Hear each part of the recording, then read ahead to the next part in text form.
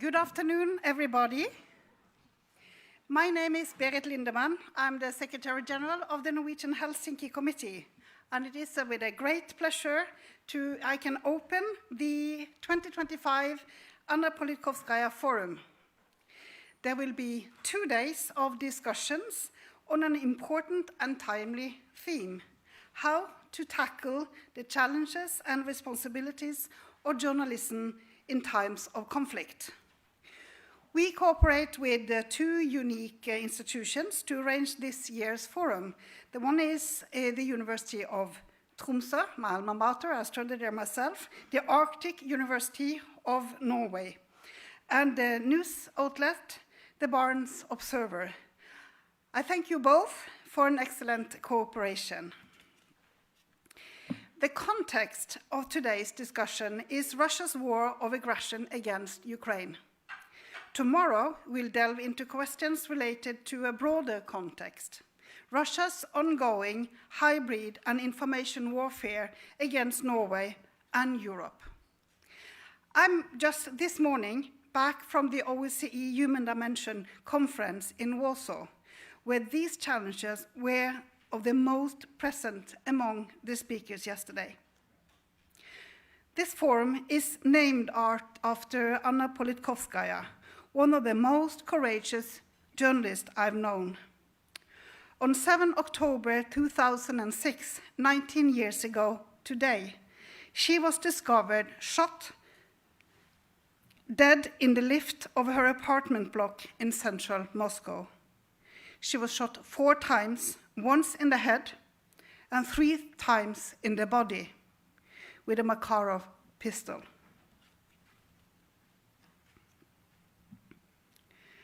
Every year, the Norwegian Helsinki Committee organizes an event in memory of Anna. She authored several books about Chechen wars and Putin's Russia and received international awards for her work. Her murder was a contract killing. 6 people have been convicted. However, the person or persons who ordered her assassination have not been held accountable yet.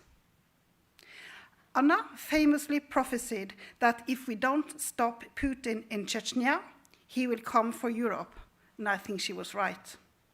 She embodies a kind of journalist we cherish. Guided by values, she fulfilled the roles of a journalist, a human rights defender, and a writer. The UN Human Rights Council and the UN General Assembly have adopted resolutions about the role and rights of human rights defenders, and I'm proud that Norway is a driving force behind these resolutions.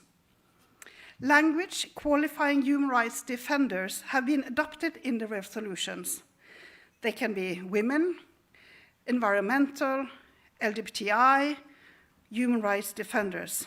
Ongoing discussions concern, amongst other, youth and digital defenders.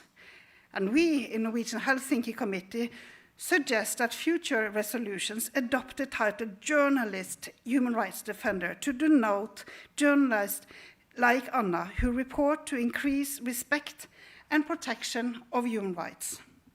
Journalists need protection themselves, as it has become a most dangerous profession in many places. And as the OSCE Media Freedom Representative Jan Bråtu said yesterday, journalism is like the canary bird in the coal mine. If it dies, democracy cannot survive.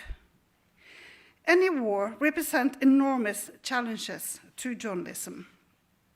We have witnessed unprecedented deaths and killings of journalists during the Gaza war.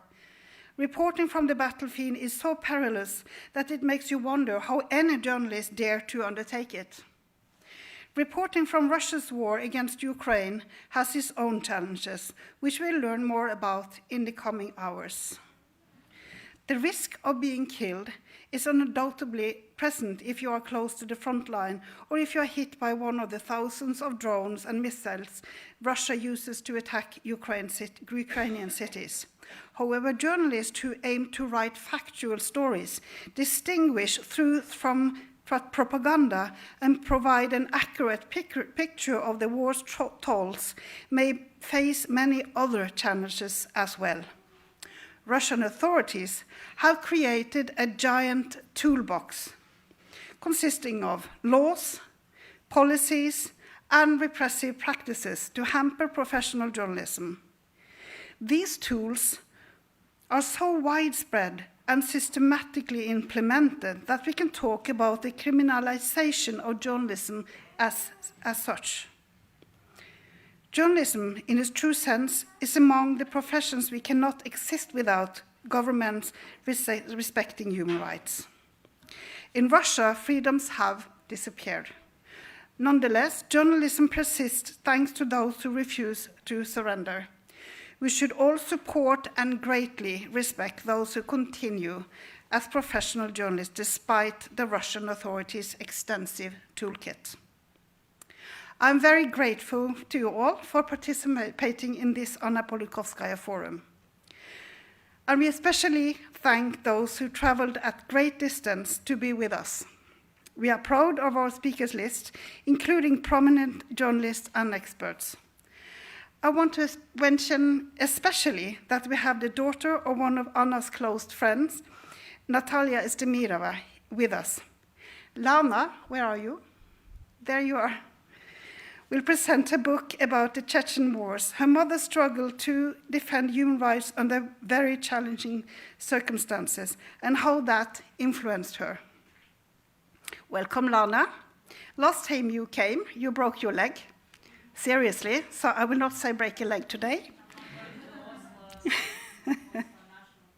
Yeah, I was at the opera. Yes, the opera roof, yes. Dangerous stuff, as I say. Our program today starts with a project presentation. Atle Staalesen from Barents Observer and Kari Aga Mukleborst, professor at the University of Tromsø, will speak about the Journalism Exile Hub, which supports the freedom to write and knowledge building in Russia. We will then hear from our staff member and Ukraine specialist Arve Hansen about how the NSC supports program for Ukraine cooperates and encourages journalism and storytelling. We look forward to hearing Arvid's conversation with Anastasia Lapatina, journalist from Lawfare Media, and Francis Farrell, the Kyiv Independent. How is it to report from the war in Ukraine? And after a coffee break, we will listen to NRC's Ivar Dale's conversation with journalists Elena Kosuchenka, Grigory Cheremirov, and Olesya Krivtsova. They will provide further insights into their challenges when covering Russia's war against Ukraine. And our own Russia expert, Inna Sangajieva, will speak with Russian lawyer Galina Arapova and editor of Barents Observer, Thomas Nielsen, about the legal situation for journalism in Russia.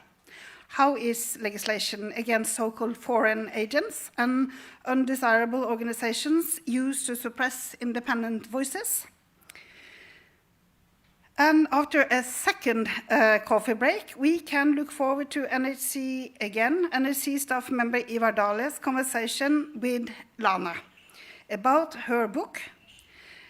16 years ago, her mother, Natalia Estemirova, was kidnapped and killed in Chechnya. In her deeply personal book, Lana talks about the day that changed her life forever. The Anna Politikovskaya Forum is dedicated to Anna's memory, her work, and her colleagues who, with great courage, have continued documenting human rights crimes. Her legacy, and that of Natalia Estemirova, is with us today. We have named our documentation center for the North Caucasus crimes after Natalia, the Natalia Estemirova Documentation Center. Here, we preserve, analyze, and utilize documentation produced by people like them for justice purposes. An important purpose of this work is to make sure that Anna and Natalia's work was not in vain. Their contributions will be with us into the future. Our hope is that their work and that other journalists, human rights defenders, will help shape a better future for millions of people in Ukraine and Russia. Welcome to the 2025 Anna Politkovskaya Forum. I will add that on the posters here, you will see a painting of Anna Politkovskaya that has been painted by a person who worked with us before, but who's now working as an independent painter, Anne-Marit Austbø. She might be here, but I want you to, at least, I wanted to mention her name because she has offered us to use this painting. Thank you.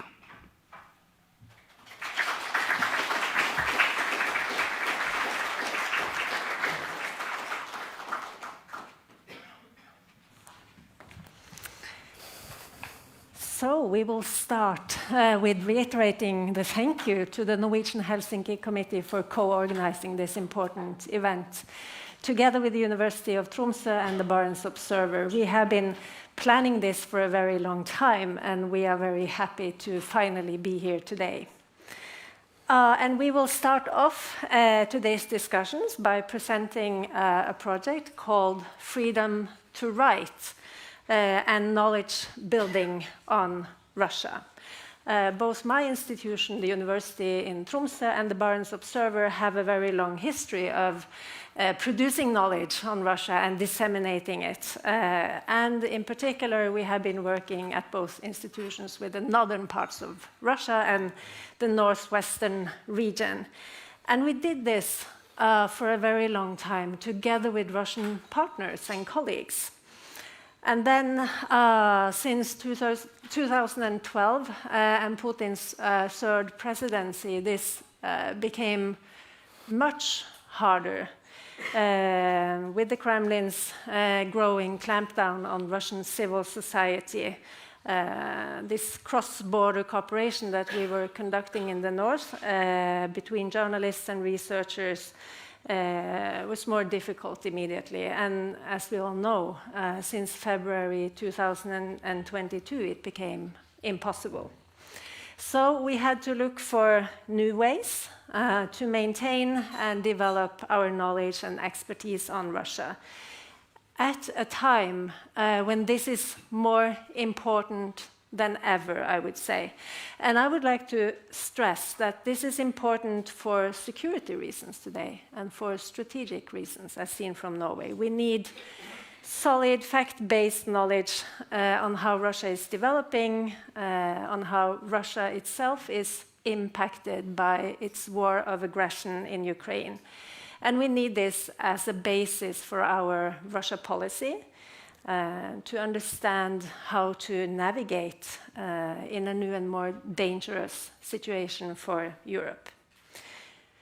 So, to say it very explicitly, we need to understand the threat that we are facing as Russia becomes more militarized, more brutalized, more patriotic, and also more unstable.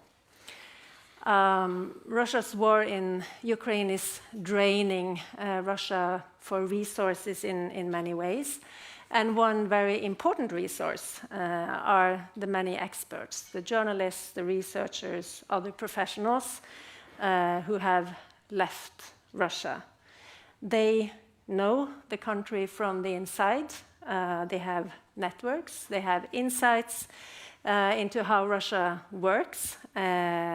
Many of them also have a very deep understanding of how Russian state propaganda works, Russian state manipulation, that we will speak more about tomorrow. So these are valuable professionals who can make active contributions to media, research, knowledge environments outside of Russia. Moscow's tightened censorship, the state propaganda, the control of information is resulting in a situation where it's actually far more difficult to understand what is actually going on in Russia, how things are really developing. There's a lot of things we don't know. Take such simple facts as statistics. they are securitized in Russia today. Demographic statistics, how the population is developing, what are the death rates, what are the birth rates, what is actually going on. So this makes it necessary for us to engage all resources, all assets that we have at hand when researching, monitoring Russian developments. So the overall goal of our project is to bring together, strengthen Russian expertise, in particular in the northern region where Norway borders directly with Russia and where Russia's key military capacities on the Kola Peninsula and in the Barents Sea are very close by. So to achieve this, the Barents Observer have established a hub for Russian exiled journalists as part of their news desk in Kirkenes. And also we are developing existing collaboration between the University in Tromsø and the Barents Observer on monitoring and analyzing Russia. We have joint workshops and seminars. Many of them are open, like this one here today, to a general audience. And the idea and our experience so far is that we as knowledge producers complement each other in a very fruitful way. The Barents Observer will monitor, produce news on a day-to-day basis, whereas we as researchers work slower and perhaps deeper with our analysis. So bringing these two ways of producing knowledge together seems particularly important at a time when Russia is changing rapidly and in very unpredictable ways. And lastly, and I think Atle will say some more on this, a key goal of our project is to disseminate this knowledge to Russian audiences inside Russia as a strategy to actively counter the Kremlin's censorship and information control. I'll give the word to Atle. Thank you, Kari, and thank you for cooperation. It's a very productive cooperation, although we are two very different institutions. You are a big academic institution and we are a small newspaper, but we have certain things in common which have been, as you say, very productive to work together on. Well, the project, The Freedom to Write, was started on the backdrop of Russia's war of aggression, the massive repression against free voices and the clampdown of free and independent media and the rigid censorship. And several hundreds of Russia's best journalists have left the country. And some of them came through my small hometown in Kirkenes, which is located just a few kilometers from Russia. So through 2022, we saw a big number of people on the run from the regime, walking in the streets of our small border town, and some of them were journalists. And for the Barents Observer, this project provided an opportunity to offer security and refuge to journalists in exile. But first of all, this project for us has been an opportunity to take advantage and take use of the knowledge and skills and experiences that these journalists represent. So with support from organizations like Fritt Ord, the Tinius Trust, the University of Tromsø and others, we established a far northern hub for journalists in exile. And big thanks to these organizations for their support. We became the only exile hub of the kind in the Nordic region, a journalism hub anchored in the principles of the Norwegian press, that is what we call the Code of Ethics, Vær varsom-plakaten, and the rights and duties of the editor, what we in Norwegian call redaktørplakaten. So three of the four Russian journalists that today work in the Barents Observer, they come from the Russian north, and they know that region from within. And they have put our newspaper in a better position to report about their home regions. The Russian territories located in the immediate proximity of the Nordic countries. Since we established the Barents Observer 23 years ago in 2002, we have published in both English and Russian. We have made cross-border journalism for more than 2 decades. We have traveled extensively in the region. We have cooperated with Russian colleagues. And all of this put our newspaper in a good position to be part of such a project. We know the North pretty well, but nevertheless, many of the stories that we have published over the past 3 years would not have been possible without our Russian colleagues.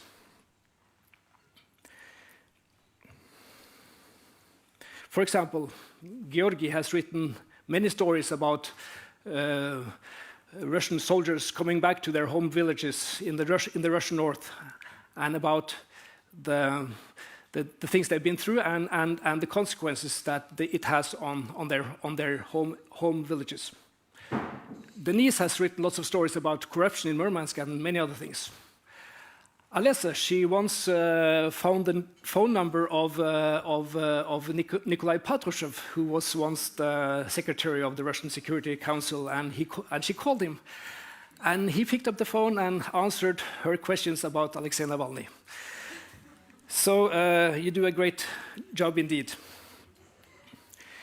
It has been more than 3.5 years since Russia launched its barbarous, full-scale war of aggression against Ukraine. And we are in a very different place today than we were before 2022. And that applies also to journalism and to the Russian media in exile. It is evident that Putin's militant and aggressive Russia has descended a new Iron Curtain along its borders.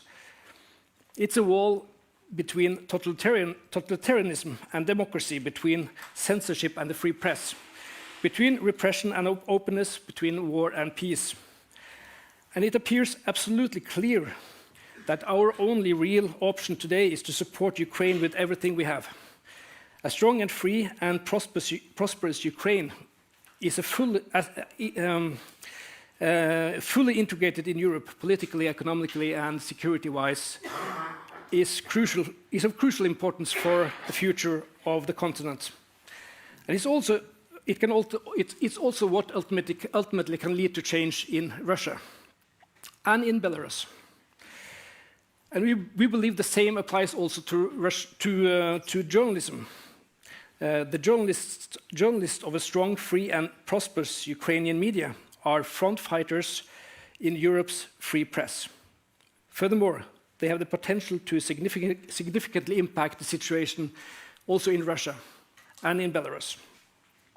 So that's why we in the Nordic and European media must seek to enhance cooperation with Ukrainian colleagues. Together with Ukrainian colleagues, Europe's free media must fight to break through the censorship walls of the Kremlin. So these are key perspectives that we will bring with us as we continue this project and this cooperation in the North. Yes, we are very happy to have received funding for a new period for the project. We have been working together for 3 years, and we will continue in the years to come.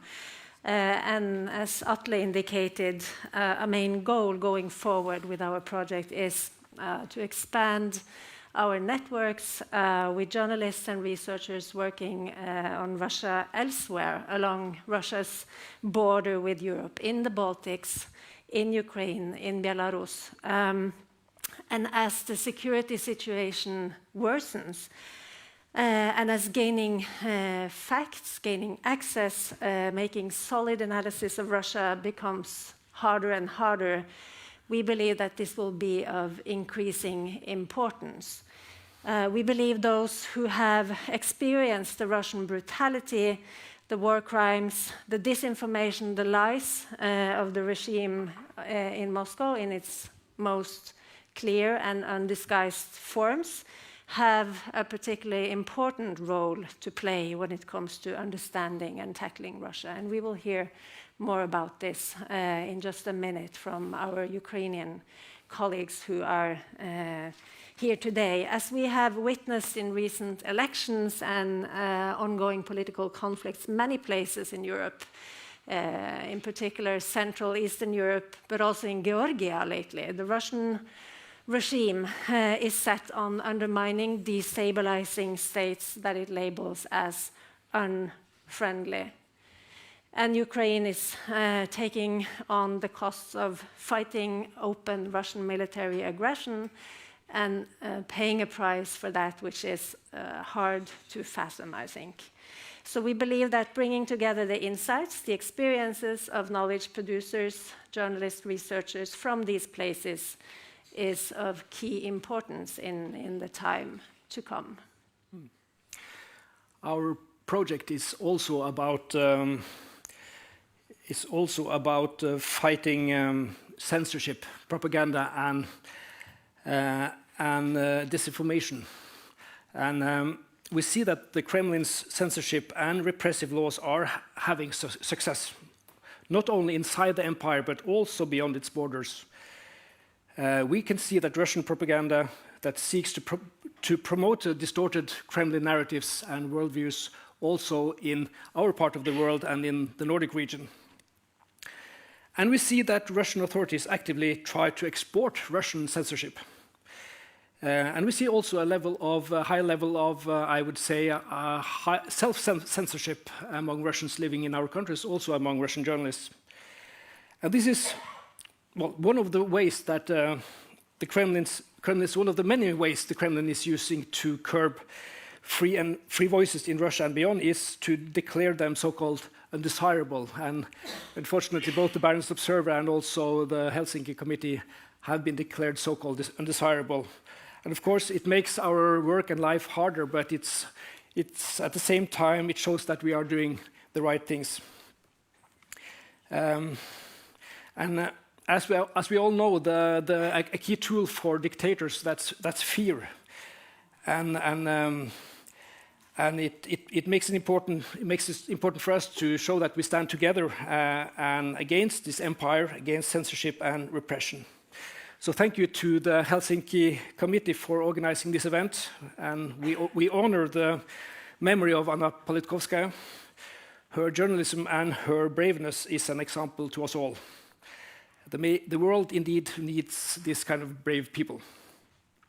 Her legacy lives on, so thank you. Thank you. Yes, that's okay. Yeah.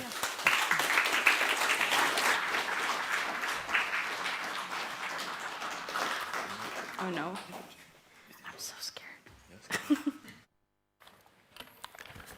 Thank you. In February 2023, 9 years after Russia invaded Ukraine and 1 year into the full-scale invasion, a unanimous Norwegian parliament decided that this concerns us all. Russia must be stopped, and Ukraine needs massive support. And the parliament voted for this creation of the nonsense support program for Ukraine. And it had two major components: a military aid and humanitarian aid. 1 year later, in February 2024, after pressure from Norwegian organizations with a history of working from Ukraine, such as the Norwegian Helsinki Committee, a third major component would be added to the program, which was support for civil society. And today, the Norwegian Helsinki Committee is one of several organizations providing such support through the Nansen program, together with our main partner in Ukraine, the Center for Civil Liberties. And our support includes capacity building and small grants for civil society organizations. We provide training and civic education, and we organize conferences and networking events. We support organizations working on human rights. We provide authors with fiction and non-fiction with scholarships. We support anti-corruption initiatives, and we support investigative journalism.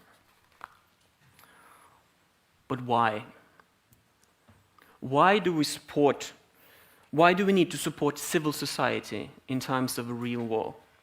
Obviously, what Ukraine needs the most is military support. Ukraine needs ammunition, technology, weaponry, intelligence, and training to preserve its borders, liberate occupied territories, and bring hundreds of thousands of Ukrainians back into safety. However, while Ukrainian soldiers are defending the borders, on the edges and on the front line, Ukraine also needs to maintain its democracy and its core. Not only because our support, Western support, will only continue for as long as Ukraine remains a democracy, but also because when Ukraine wins this war, the soldiers will have something to return to. A society built on rule of law, human rights, equality, and dignity. Now, civil society has been on the forefront for democratic change in Ukraine since the mid-1980s. It is the main, if not the only reason why Ukraine is so different from its totalitarian neighbors, Russia and Belarus. Civil society has been the driving force of thousands of demonstrations and protests and 3 revolutions. It has been holding politicians and the wealthy financial elite, the oligarchs, accountable, and it is one of the key reasons why Ukraine did not collapse during the invasions of 2014 and 2022. Now, the topic for today is, of course, journalism in times of war. And there are several reasons why journalism must be an important part of our support to Ukraine. First of all, journalists are an active part of civil society. They speak up wherever they see injustice and power abuse. They stop corruption. And corruption is not just damaging the economy and living standards of ordinary Ukrainians, but every euro lost to corruption is a euro that could have been spent on keeping the defenders at the front line alive. That is why support for journalism is also an important wartime investment. Additionally, wartime journalists convey real stories. They tell of ordinary people in extraordinary situations.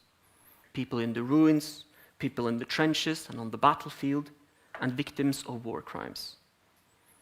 And perhaps most importantly, journalists are key in countering Russian disinformation and propaganda. But precisely for these reasons, journalists face unprecedented dangers. And I would like to echo what has already been said about the dangers for journalists. But more concretely, earlier this year, Reporters Without Borders published a report about the killings of journalists covering the war in Ukraine, as well as strikes on television and radio towers. In another report, recently published by our partner Truth Hounds, we see that Moscow deliberately targets hotels where journalists stay in with missile strikes. And let us not forget the horrible fate of Viktoria Roshina, a Ukrainian journalist who endured more than a year in Russian captivity before her torturers finally killed her. So why do we support journalism in times of war? Because truth matters, because democracy and human rights matter, and because Ukraine matters. And I believe that supporting journalism is not just about protecting freedom of speech, it's about protecting the very foundation of a future Ukraine. Thank you.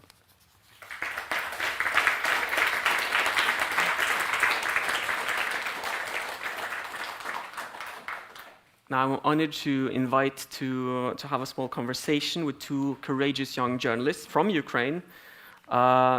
And it's Francis Farrell and Anastasia Lapaitina. So please.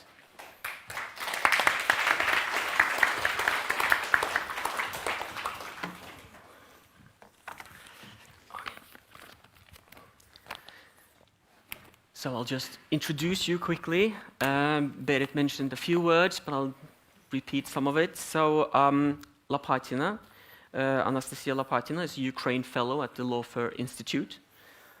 She's been previously worked as a national reporter at Kyiv Post and Kyiv Independent, covering social and political issues. She has hosted podcasts and earned recognition on both the 25 under 25 list of top young Ukrainian journalists and Forbes 30 under 30 Europe in media and marketing. And Francis Farrell is an Australian journalist who has been working across Europe in both journalism and international missions. He's a reporter at Kyiv Independent, the co-author of War Notes. This is the outlet's weekly newsletter in English on the war, and he's also the recipient of the prestigious Bayeux Calvados Normandy Award for War Correspondence, and he got that for his coverage of the Battle of Bakhmut. So Anastasia and Francis, very nice to have you here, and thank you for joining us.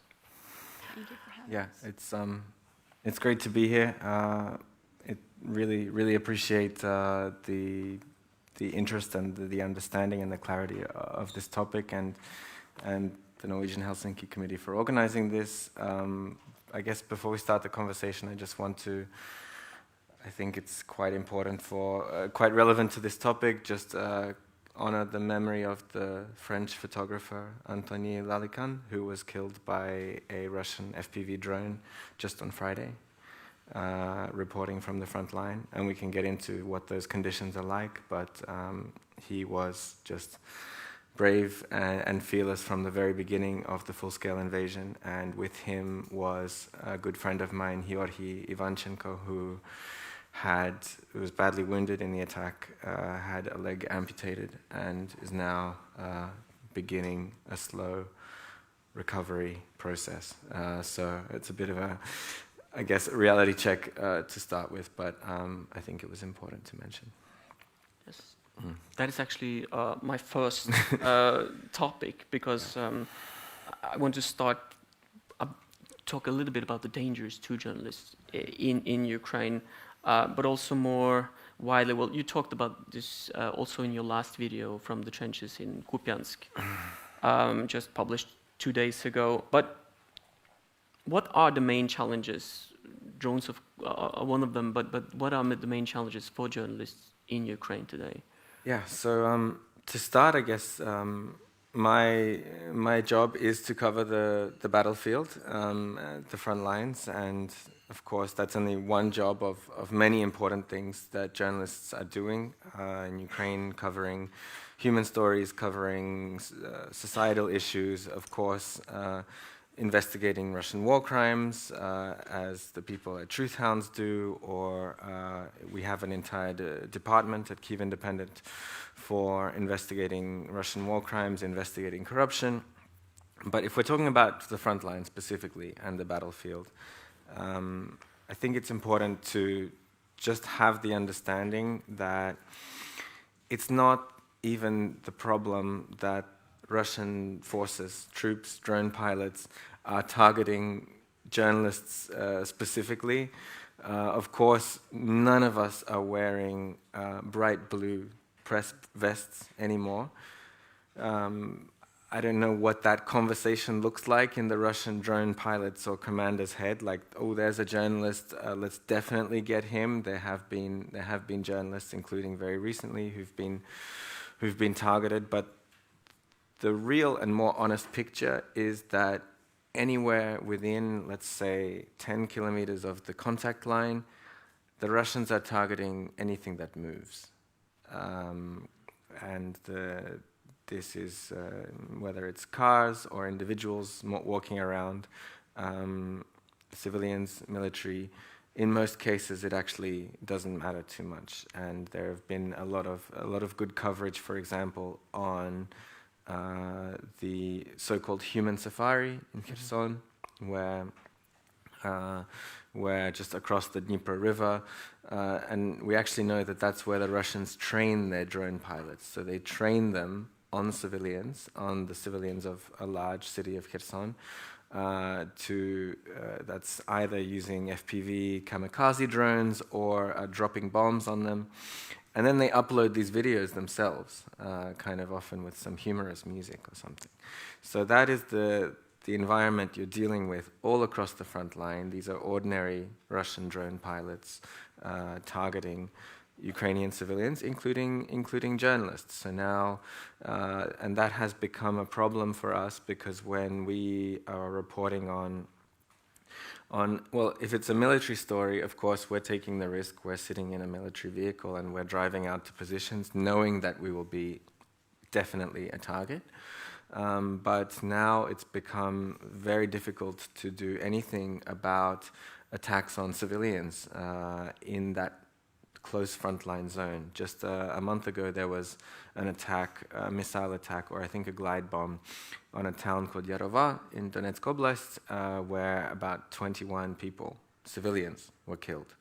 But because it was close to the front line, it was in an area where any vehicle, civilian, volunteer, military, doesn't matter, was being hit by drones. It was impossible to report on this war crime.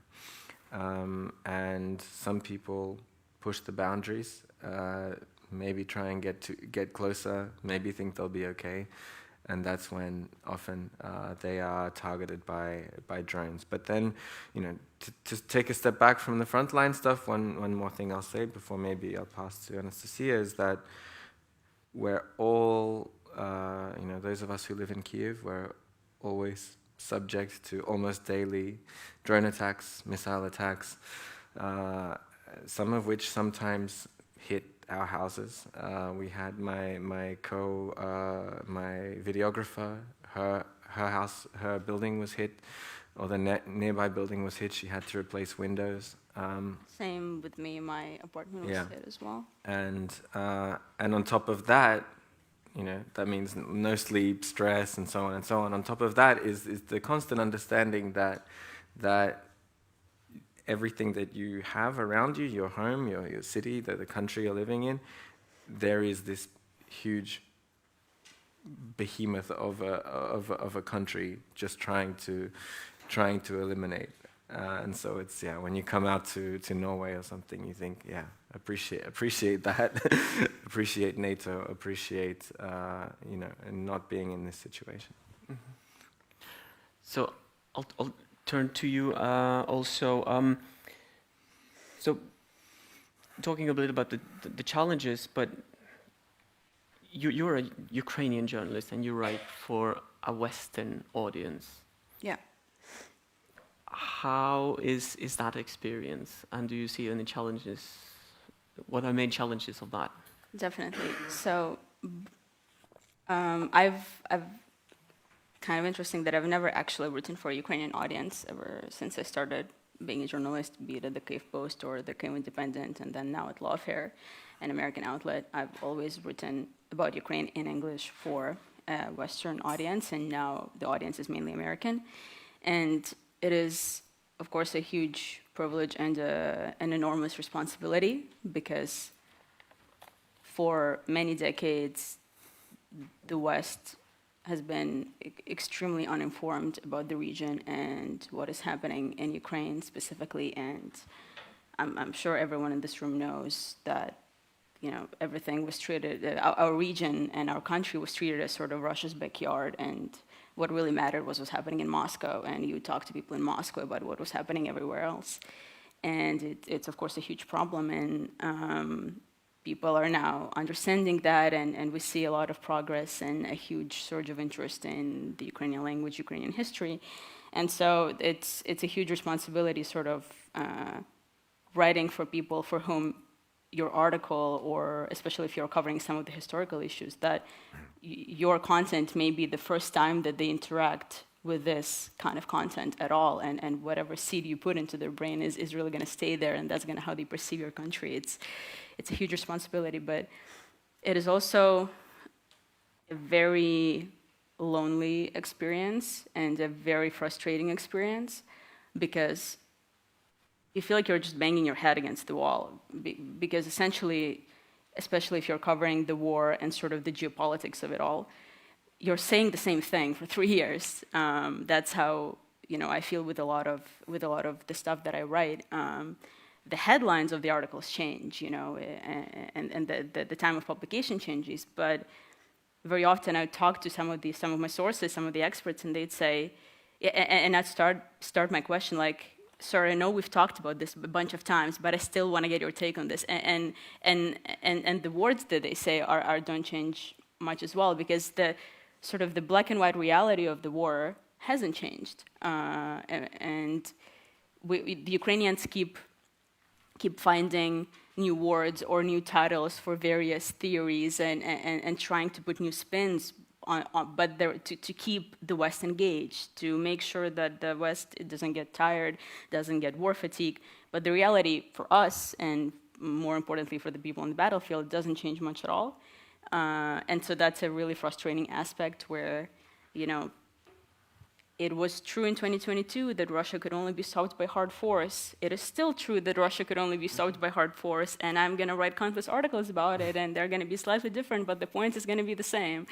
And it's just this very sort of tiring cycle of, you know, you really feel like you're saying the same thing, but you have to keep saying it because there's no, like, I guess that's the only way to do the job. Mm-hmm. So what can we do to keep the interest for Ukraine alive? I guess that's the question to both of you. Yeah, I mean, yeah, just to go on what Nastya was saying, just an example, in our coverage, it's when you have these very regular attacks on Kiev, and sometimes maybe, you know, 5 people are killed, or sometimes the missile manages to completely create a huge hole in an apartment building, and it's, you know, more like 25 people were killed, and it would be, you know, a terrorist attack that would be remembered for decades in any country in the West. Mm-hmm. But for Ukraine, it's just Friday. Yeah. And we do these reports, you know, it's obviously a big attack, a huge atrocity, a war crime, and we send a journalist there, you know, first thing in the morning, and they're watching, you know, people being dragged out of the rubble. And that video gets like 4,000 views, like compared to, you know, what, well, people like the frontline coverage, they like war and boom boom, but when it comes to this, like, basically weekly terrorist attack, it basically gets nothing, and there's no new way to repackage it, like you try and find some colorful quotes. There's no new spin you can put on that, it's just death. Yeah, and so in terms of what to do about this, I mean, I think when it comes, first and foremost, it's about getting across, being the best possible communicator to get the most clarity across to Western partners about what's really going on here, because that is what gets lost very, very often. And it's no coincidence that when the war drags on for years and years, that's when people start to wonder if it's even going on in the first place. And when people start to say, well, it will eventually just finish, right? There will be peace talks, there will be negotiations, there will be a deal, and at some point, you know, it has to finish. And unfortunately, now we're at a point where people really think that's going to happen, and sometimes there's a huge, almost kind of festival of collective delusion, for example, of European leaders visiting the White House and all talking about security guarantees, when none of this matters at all, because Russia's not intending to stop in the first place. And so, like, first and foremost, and we see this in our, like, partnerships with, in our conversations in different European countries, different work visits, whether that clarity is really there. I can compare, for example, well, the Nordics and the Baltics are a place where it's very pleasant for us to be, because that clarity is mostly there.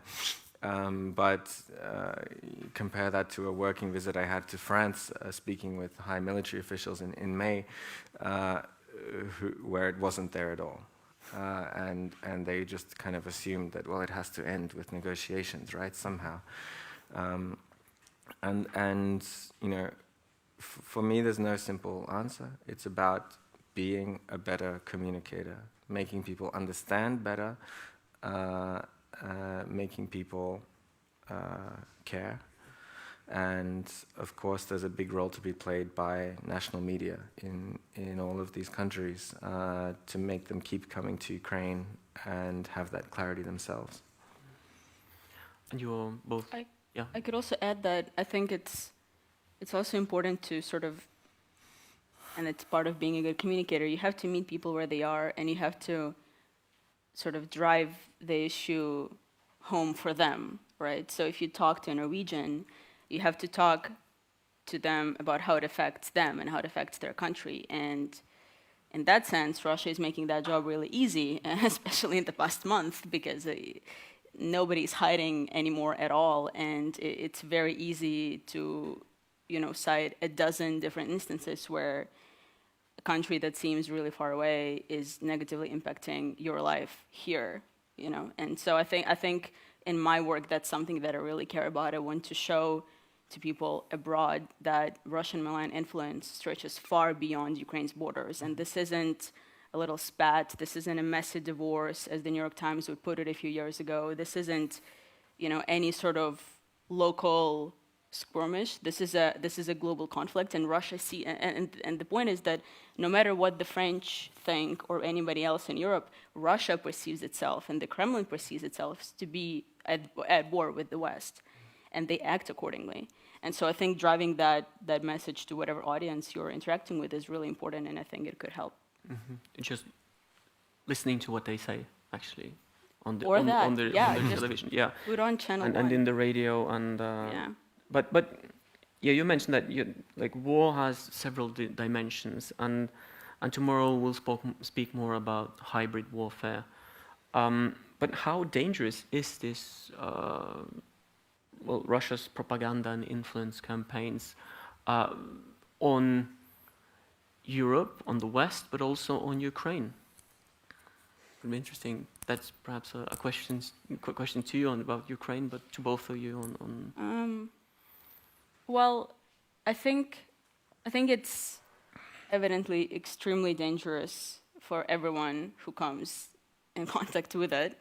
In part because it's sort of this industrialized machine that is at work, and I'm sure some of the Russian colleagues will speak better about that, and they have more familiarity with it. But that's something that Ukraine has had to grapple with as well. That we have no such system, and when our government doesn't have, tens of thousands of people being paid to post lies, and that's like an actual job description in Russia, and countering that is, some would say you have to counter fire with fire. Well, that's a really difficult thing to do, and a decision to make if you're a democracy that doesn't want to use those tools. And we see that that's sort of part of the challenge for European democracies, that they have a certain value system that they adhere to. They have certain rules, and Russia knows there are certain things that they're not going to do. There are countries that are not going to block Russian TV channels, no matter how many links we and the Russian colleagues find that it's straight out of the Kremlin propaganda. They're not going to block it because freedom of speech. Russia knows this very well. It's a part of their playbook, and they're extremely good at finding these weaknesses to highlight that the liberal order is actually not as great as we'd like it to be, and so I think it's a huge challenge, because I think some in Ukraine would say that you really do have to fight fire with fire, and especially when it comes to sort of the vicinity of the battlefield and the information operations, which is something we're going to talk about tomorrow as well. But it's just really hard.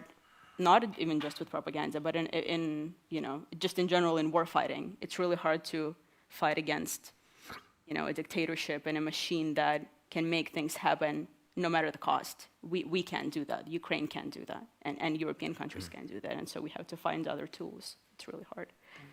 Yeah, I would add that the Ukrainian and the Western contexts are obviously quite different in the sense that Russia's war has united Ukraine in what used to be, you had this pro-Russian, pro-European split or whatever, has united Ukraine into understanding that, no, I would quite like to exist and live in my home in Ukraine and in a free country, and Russia is the bad guy here.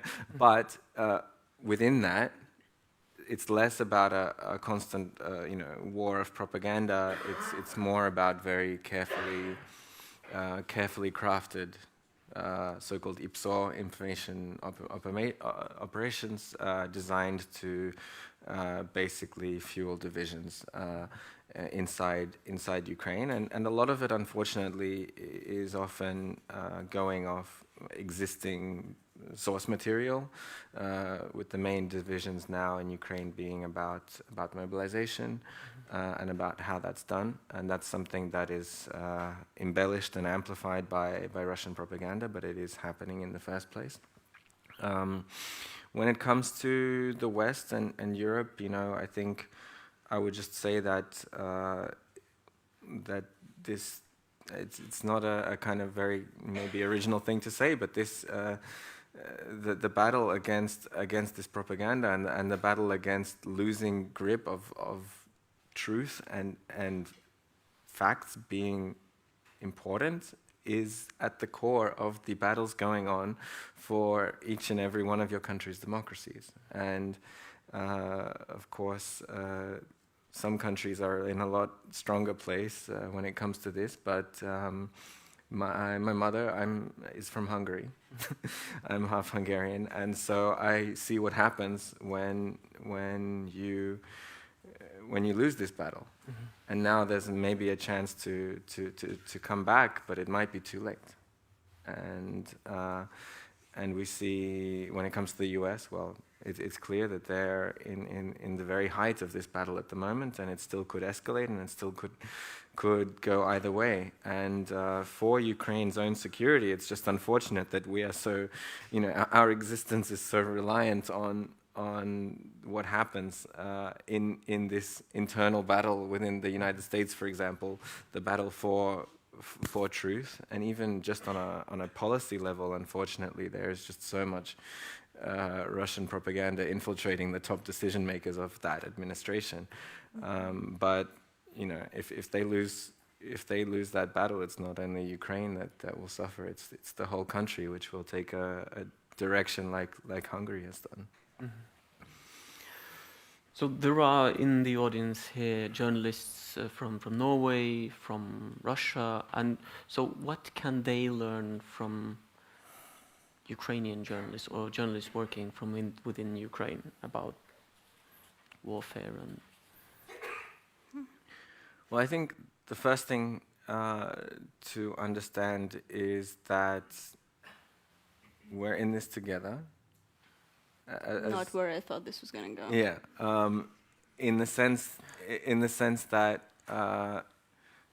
if Ukraine falls, then that is the next the reason that we don't have. I mean, we now have obviously these drone provocations, but the reason that we don't have little green men showing up in Estonia or the first FPV drones flying into Kirkenes is because Russia is being held in Ukraine, and I think and that goes in the other way as well. One thing I would always love to post the question to Russian opposition leaders, which get a lot of criticism in Ukraine, would be who is doing the most work right now fighting against the Putin regime, and how can we help them the most? And I don't understand how you can come up with an answer that is not the Ukrainian armed forces, because that is where the strength of Russia, the regime, the security apparatus is being degraded, and with that, the regime's integrity in a very hard, kinetic way every single day. And understanding whether you're a Norwegian journalist or a Russian journalist in exile, I guess, with all respect to the incredible difficulties and repressions and the internal battles inside Russia that need to be fought, just having also that kind of guiding orientation that of the importance of the actual kinetic fight in Ukraine being the most important thing right now is something. It would be my opinion. You don't have to agree with it, but I Yeah. agree with it, so I have nothing to add. I think that was perfect. I would like to return a little bit to the challenges Yeah. within Ukraine. And in a war situation, there are some things that you can write about, things that you can't write about. So how are you balancing the press freedom, and what is the state of press freedom within Ukraine at the moment? Should I start? You should start. Yeah, it's an interesting time for the Kyiv Independent because just a week ago, an agent of the security service of Ukraine was caught basically trying to nose around the residential address of our chief of CEO, Darina Shevchenko, and they claim it was for an unrelated investigation, but between you and me, it's not. And it's not the first run-in we've had with this organization. The way I would describe the situation is that, first of all, it's important to put it into context that as much as I am a journalist, and I really feel strongly about press freedom, even in times of war, I'm also disagree very much with labeling of Zelensky and the administration as a dictatorship, or even going close to that direction, because when you start, I mean, it's still so far away from a true dictatorship. And once martial law ends, I have zero doubt that the strong core of Ukrainian civil society, which does need to be supported, but it will come back together with the masses and ensure Ukraine's democracy continues existing. But having said that, it is also an administration, a leadership, which does concentrate power during war. And it does have politically loyal security organizations around it, which have within their ranks people who are very good at spying, very good at information operations, very good at knocking heads or destroying Russian bombers deep inside Siberia. But also, when they see a pesky journalist in their way, the way they're going to deal with that pesky journalist is not probably aligning with all the European values that Ukraine would ideally be subscribing to. And that is the kind of in-between zone that we're working in, and we feel that tension when we do write stuff, investigate corruption, write stuff that's critical of the leadership. I've written some things that have been critical of the military leadership, and there's always the threat that you might not lose your accreditation, but you could be put on a secret blacklist where the military will no longer take you. I haven't had that problem yet, but colleagues of you have had that problem. Okay. Yeah. Would you add anything? Guess, yeah. I mean, it's probably also worth adding the sort of self-censorship that still, I think, happens to some extent, and also the general tightness of the atmosphere in Ukraine, that I personally feel like there are a lot of things that I can't openly discuss, or ideas I can't openly explore, or people I can't engage with because of the way that it's going to be perceived. And I think a lot of it is a very normal wartime experience for any country.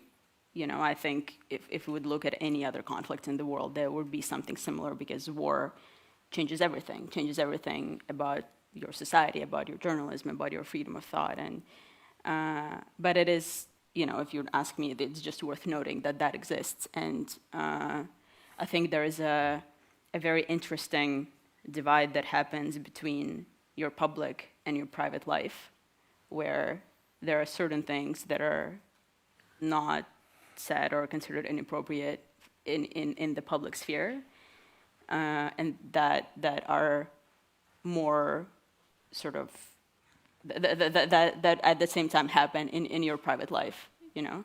And so I think everyone sort of juggles that, their public image and the private image. I don't know if that makes sense, but yeah, I think that's just also one avenue where maybe it's not the specific just journalist. I think it concerns any public person in Ukraine, that they're juggling a lot of the perceptions and self-censorship.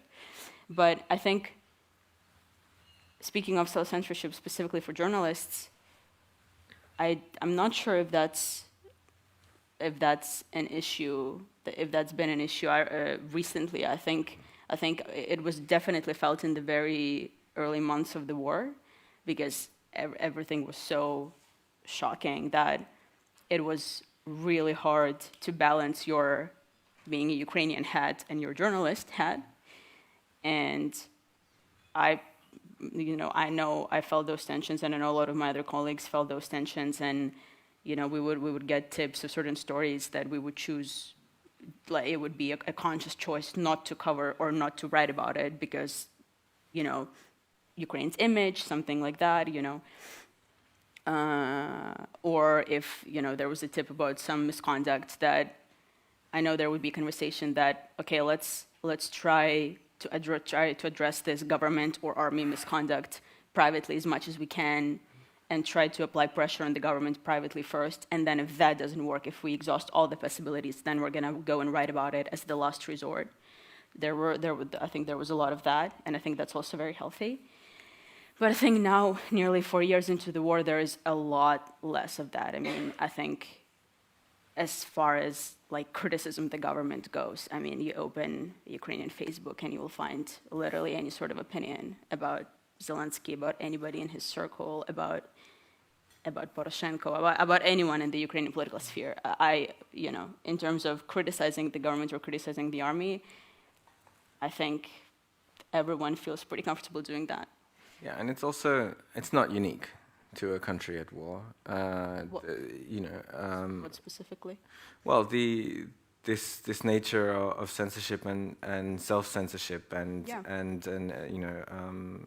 basically repercussions for less than optimal coverage. I mean, it was the same with the U.S. military having journalists embedded in Iraq after their experience of Vietnam. Once they moved on to Iraq and Afghanistan, the rule was that basically, okay, well, if you want access, then we expect good PR. To the military. And now my experience working with different brigades, with different press officers, it's different. A lot of them are former journalists, and they respect the need for good, like well-rounded kind of nuanced journalism. Obviously, they're not happy if you come and completely trash their brigade, but they still respect your work. But then other press officers in other brigades, they're like basically expecting a PR piece about how great work they're all doing and how great heroes they are. And you see that in the coverage between the different the different outlets in the domestic media landscape. There is the so-called telemarathon of 24-hour kind of government-backed news from channels that are friendly to the leadership. And it is kind of propaganda, puff pieces, just a lot of official lines. But there is still thriving independent media who get into the weeds still about corruption and issues in the military. And sometimes there's a backlash from the authorities to such investigations and such coverage, and they say, this is not the time for that. There's a special word, nenachaisi, this is not the time. And this is like in the interests, this is not in Ukraine's interests, it's helping the enemy. But then the response is, well, if we're talking about stealing from the military, for example, or if we're talking about commanders whose decisions consistently lead to more lives lost, then is it really about Ukraine's interests, or is it about these people in high positions and their interests? I would like to touch a little bit about on society and the changes Ukrainian society has gone through during the whole full-scale invasion in general, but also during this year since Trump was elected and came into power in February. So could you say a little bit about that, how Ukraine has changed? Okay. Well, of course, the Ukrainian society has become radicalized in the face of the threat that has fallen upon us in 2022, which again is completely natural and something you'd see in any other conflict, which I think is a point that very often gets lost. And I think anyone who'd like to criticize Ukrainians about being a bit unfiltered and a bit too brutal or radical in their remarks about the enemy, I just wish those people never go through what Ukrainians go through, and they just don't know what it's like. I think it's extremely important for people to remember that this is a very unique transformational moment, and when the dust settles and when the war ends, whenever that may be, whether it's in 5 years or 10 years, which, by the way, is generally the timeline that the Ukrainian society sees, it's going to be a different conversation. But that's, just on the point of course, as Francis mentioned, that there were definitely certain regional divides in Ukraine around sort of the pro-Russian minority and the more pro-Western part of Ukraine. A lot of those lines have become blurred, and the vast majority of people sees itself as a country that wants to be with the West. Although I think in the past year or so, that trend has sort of taken an interesting turn, where I think more and more Ukrainians are realizing that they want to be with the West as this idea of being a democratic country that doesn't look like Russia. We really don't want that. But I think we expect less from our allies because we're so disappointed with the fact that they haven't done enough. And I think more and more people realize that actually we only have ourselves to rely on. And actually maybe all of these fancy acronyms like NATO and EU and a variety of other structures, maybe that's just a name for a structure that doesn't do all that much, and maybe the best security guarantee is just our army, and we should just, not look at the Korea model, not look at any other model, not look at some other framework, but just build our own framework. And I think there is a lot of, especially to the end of the Biden administration, I think a lot of grievances have accumulated in Ukraine towards the West in general.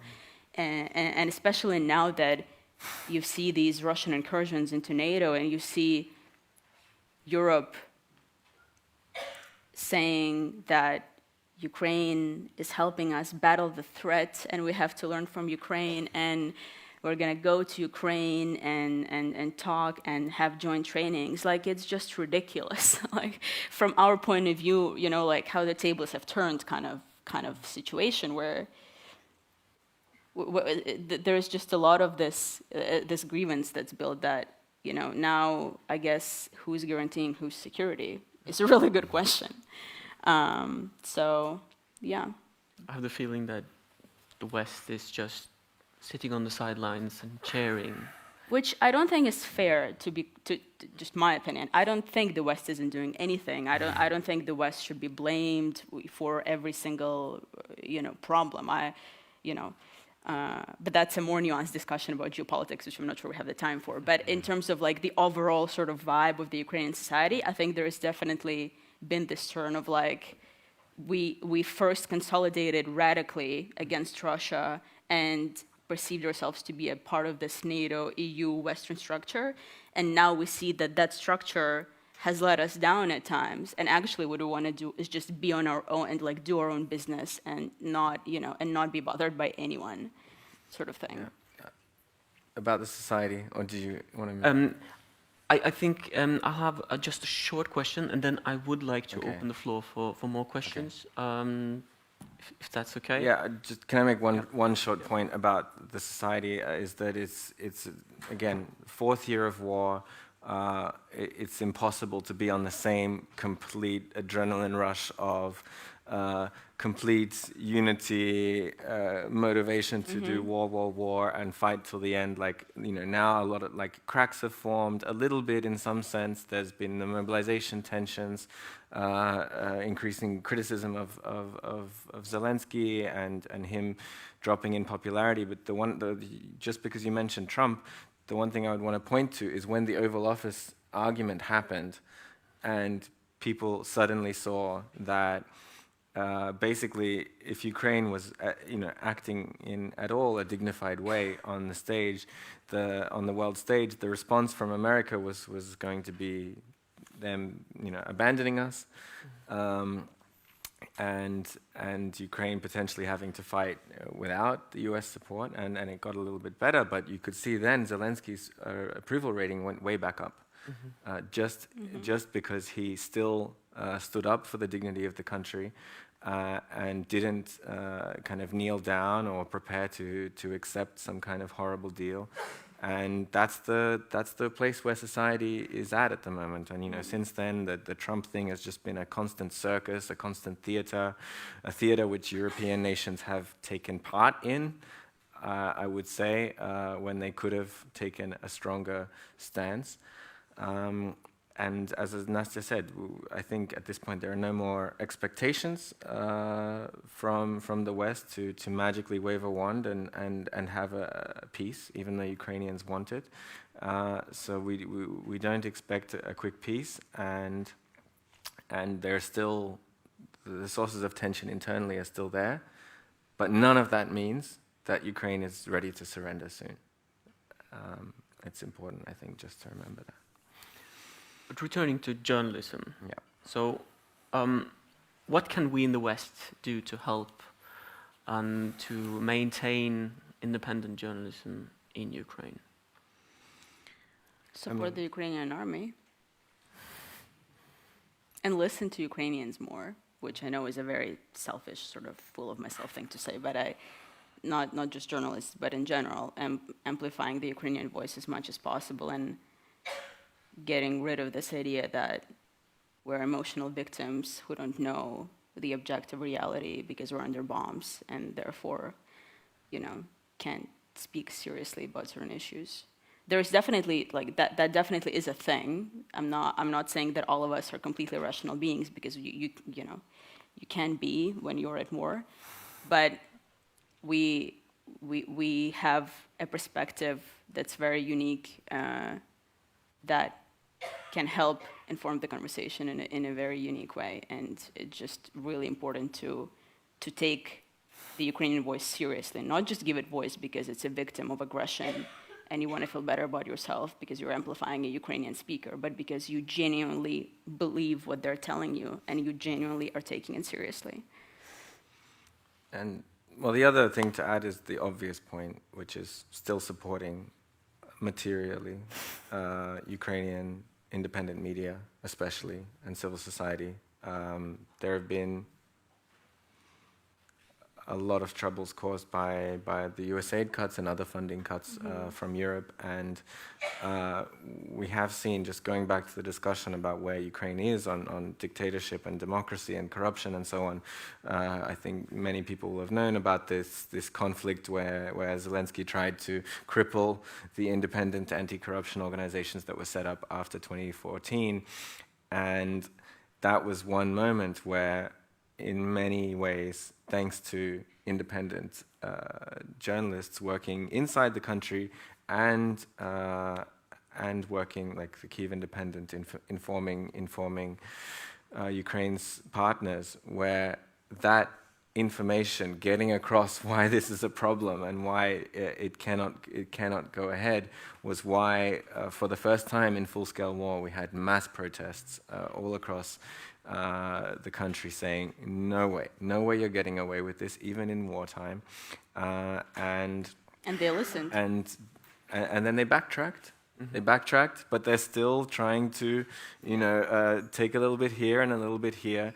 And in that environment, that accountability is just so important to maintain. As was said at the start, like if that goes, it can be guaranteed that the democracy will be degraded bit by bit from the word go. Thank you. We have a few minutes, a couple of minutes for questions, if there are anyone interested. Asking Nastya and Francis a question. If not, I have several more. I think there's a question. Yeah.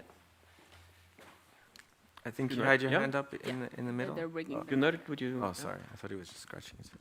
Yeah, thank you for your insights. It's really interesting to listen to you. Your disappointment with the West, I guess it goes for the US, and you said it started really under the last part of Biden's administration. But we recently heard in Western media that there was one man in Copenhagen saying no to Ukraine becoming an EU member. Are Ukrainians mad at Orban? Orban. Well, that's a permanent state of Ukrainian being mad at Orban. Yes. But I also would just like to add that our grievances and disappointment isn't only with the US, it's with Europe as well. Because, you know, I'm glad you earlier brought up the discussion about the recent discussions about peace, which I think, like, we have to just nail down this point that nobody in Ukraine thinks that this war is going to end anytime soon. It's just a fact. Anyone in Ukraine who pays attention to what's happening on the front line and who understands Russia knows that this is until Putin's last dying breath. And so, you know, it's just important to realize that all of these discussions on Europe's part about a reassurance force after the war or security guarantees after a ceasefire, or some, you know, articles from members of the Russian opposition about, you know, strategic decisions that have to be made after the war ends, none of that is helpful to ending the war. What's helpful is ending the war. And that's a very specific task that everyone should be tackling, but many people sometimes, not sometimes, but for some reason, decide that they want to focus on something else. It's just profoundly unhelpful, and it's a distraction. Yeah. I'll add that, especially being half Hungarian, being mad at Orban is a permanent state of being, especially since his propaganda has completely infected the minds of certain family members of mine. But at the same, which I think a lot of the Russian colleagues here will identify with. In a very similar way. It's crazy how similarly it works. But at least he's open and honest about being, well, not completely, but it's obvious that he's working in the interests of Russia's attempt to destroy Ukraine. And so, you know, it's about working around him as the Europeans kind of have realized how to do. But when it comes to Europe and those grievances, it's about the dishonesty and about the self-delusion. That's what's the most painful thing. Like when they say, as long as it takes, while holding back key systems at key times that could be used for, well, this was the conversation back in 2022, for actually winning.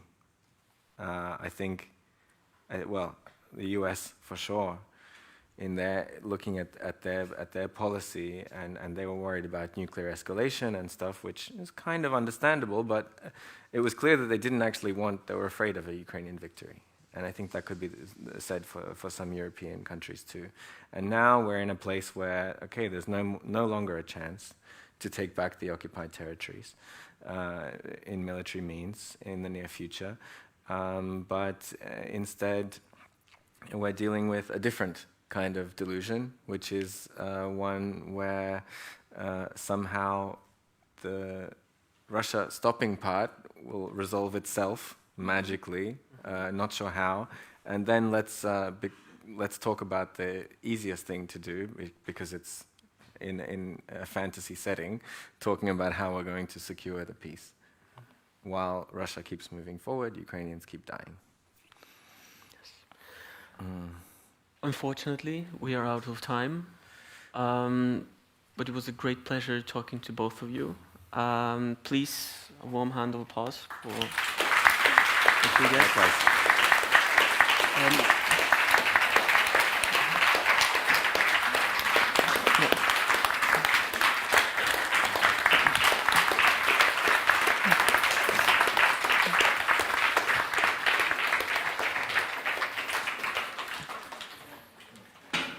So it will be a short break, coffee break, right?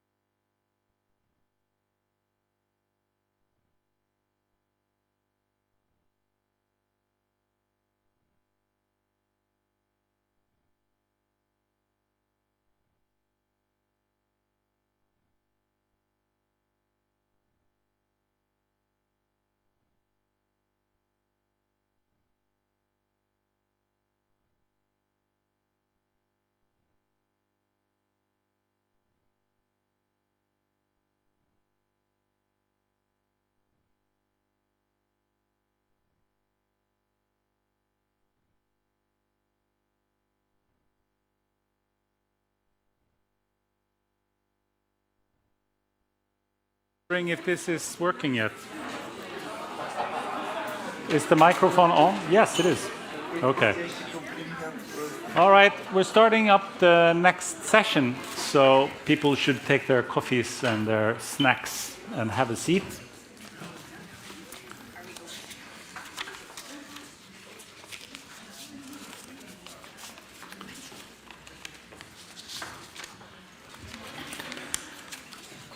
So after the previous session where we heard from Ukrainian journalists, we're moving on to a panel of 3 guests who are all Russian journalists. We have with us Alessia Krivtsova, Yelena Kostuchenko, and Georgy Chantamirov. All of them are Russian journalists living in exile, so not inside Russia, but outside the country currently. The topic today, or for this session, is covering Russia's war as a Russian journalist. And you may then suddenly imagine a war correspondent in a helmet in a trench, perhaps. But to the extent that those types of journalists do exist in Russia, we are talking about something quite different today. There are many ways of covering this war, more indirectly, with more context, and from a distance. This is a war of occupation, but also a war of information, where Russian authorities are trying to control Ukrainian territory, but also trying to control Russian minds all at the same time. There is a massive propaganda machinery if you're inside Russia, of course, following state news. And there are ways that Russian journalists inside the country manage to get around difficulties, and there are ways that Russian journalists outside the country are able to work that those inside are not. But even working in exile is not without danger. Covering the war at a distance can pose risks to your family back at home. So there are many, this is not a black and white situation, of course, at all. So we started talking a little bit this morning, and I realized that this topic is very broad. There are a million things we could talk about. But I wanted to start with Alessia. You are originally from Arkhangelsk, which is a city that lots of Norwegians know and have visited. Many Norwegians have been to Murmansk, many have been to Arkhangelsk. And on 9th of May 2022, which is a couple of months after the full-scale invasion of Ukraine, you spoke out against the war by hanging up some flyers in Arkhangelsk. And I've seen, you fast forward until December, there was a social media video of you sitting there with a foot bracelet on, more like the kind of thing you see in a Hollywood thriller or something, taking off this foot bracelet and with a big smile throwing it away with a comment. What the hell happened between May and December of that year with you? Yeah, thank you for the possibility of talking today. My name is Alessia. I'm a journalist for Barents Observer, and actually this stuff that Ivar told made me a journalist. In 2022, I got 2 criminal cases justifying of terrorism and discreditation of Russian army. All of those were made against me because I spoke out against this terrible war in Ukraine. And I could face with 10 years imprisoned, and before that I was sent to house arrest, where I should wait court decision. And of course, I didn't want to end up in prison and decided to escape this house arrest with bracelet in my leg that you mentioned. And yeah, I successfully escaped to Lithuania and to Norway, where I am today as journalist. Yeah. Both you and your colleague Georgi are labeled as foreign agents in Russia, and Barents Observer, which you work for, is labeled as an undesirable organization in Russia. On top of it, you are also on a list, which is, you can go in and look on the internet, the official Russian authorities on a list of terrorists and extremists. And I'm wondering,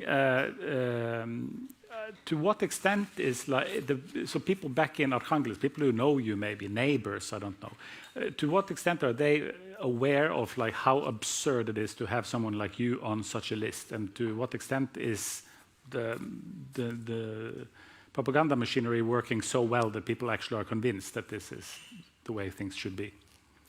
Well, of course, firstly, many people supported me, and I was 19 years when I faced with this terrorist accusation, and of course there was so many jokes on the internet like, oh, ha ha ha, is it a face of terrorism, like 19 years girl? But same time, very many people in Russia really think that you can be declared as a terrorist if you just made posts and said something against Russian army, and they don't have kind of dissonance in their head. This list of terrorists is very big. It's thousands of names, and until the 2024 in the same list it was Taliban, and it just kind of funny that people can think, teenager that made a post on Instagram can be in the same list with Taliban. Well, that's okay, yeah. And people not only support, they can help government to hand this system. And for example, I was denounced by my classmates who studied with me in university. So I don't know, I saw both sides of people, and I saw how propaganda influenced both of the sides. I'm sorry, I just want to say that now there is no controversial, because now there is no Taliban on this list. Yeah. Now it's all okay. Exactly. Yeah. Thank you for this. Yeah. Now Taliban and Russia, friends, very good friends. So, although all of you are journalists living outside Russia, all your roads into today's situation have been quite different. You were sort of brought into journalism by the invasion in a way, whereas you, Yelena, you were a journalist already a long time before. You started working in Novaya Gazeta in 2006, which is the same year as Anna Politkovskaya was killed. So by the time the full-scale invasion happened, you had already been working as a journalist for a long time. And very unusually, I guess, was that your reaction was to go to Ukraine. And no? It wasn't unusual. Like, everyone in my news office wanted to go. Mm-hmm. They were just picking people who would go. They chose me because I had, at that point, I was the most experienced war correspondent, I guess, available, but all other people wanted to go. I mean, I can talk only for our media, but it was very early morning when we assembled, and everyone was in shock, and everyone wanted to go. And what was your experience of, as a Russian citizen, seeing Ukraine under attack by your own country? What were the feelings that it provoked in you being there? Because you traveled not only to Kyiv, but you traveled then to Mykolaiv and you went to Kherson while it was under occupation, I guess. Yes. And as far as I remember, you were warned in advance before coming to Mariupol about some Kadirovtsi who had I just got extremely lucky to be able to enter Ukraine because, like the first day of war, Ukraine government closed borders for Russian and Belarusian citizens, for obvious reasons. So the first time I tried to enter Ukraine, I wasn't able to. The border guard didn't let me in. So it took me and Novaya Gazeta about a day to reach Ukrainian authorities and to explain them why it's crucial that Novaya Gazeta correspondent would be inside the country and would be witnessing all what's happening. So they let me in on the second night. I mean, how I describe. Then I crossed the border, I saw like thousands of people. It wasn't even a crowd, it was like a river. Thousands of people standing there. That moment, you have to wait about a day, like 24 hours to be able to escape the war. So it were mostly women and children, and I remember a woman who has a newborn baby on her hands, and she just sat on the ground and covered it with her body because it was extremely cold. And then I crossed it. I didn't really know what to do next because of the sanctions. My cars were blocked because of the war. There was no roaming with Russian SIM card, and I wasn't able to contact anyone or to keep moving. So I approached the man who was standing there and smoking, and I asked him if he could share some internet with me so I can approach my newspaper, and he asked me where is my newspaper located, and I said Moscow. And he did give me internet, and then he walked with me all the night carrying my heavy bag to get me to the next small town so I could go to Lviv and then Odessa and then Mykolaiv and then Kherson. Like all my work would be absolutely impossible without huge help of Ukrainian people. Like everyday help, like they provided places I was staying, they helped me with information, the drivers who helped me to cross a front line when I was going to Kherson and back when I was leaving Kherson. They were risking their lives to do it. And they did all of this not because they liked me. I mean, they didn't know me. They helped me because they saw me as a chance to address Russians, so Russians would be able to stop the war. And I worked in Ukraine for 5 weeks. I never was offended or attacked in any possible ways. I was helped all the time. Despite that Russian bombs were falling and people were dying, and I mean, it was ongoing full-scale war, and still Ukrainians believed in us enough to help me to reach my people. And this I will never forget. Thank you. Georgi, you had yet another way of leaving the country. You were living in Petrozavodsk in Karelia. It's very close to the Finnish border.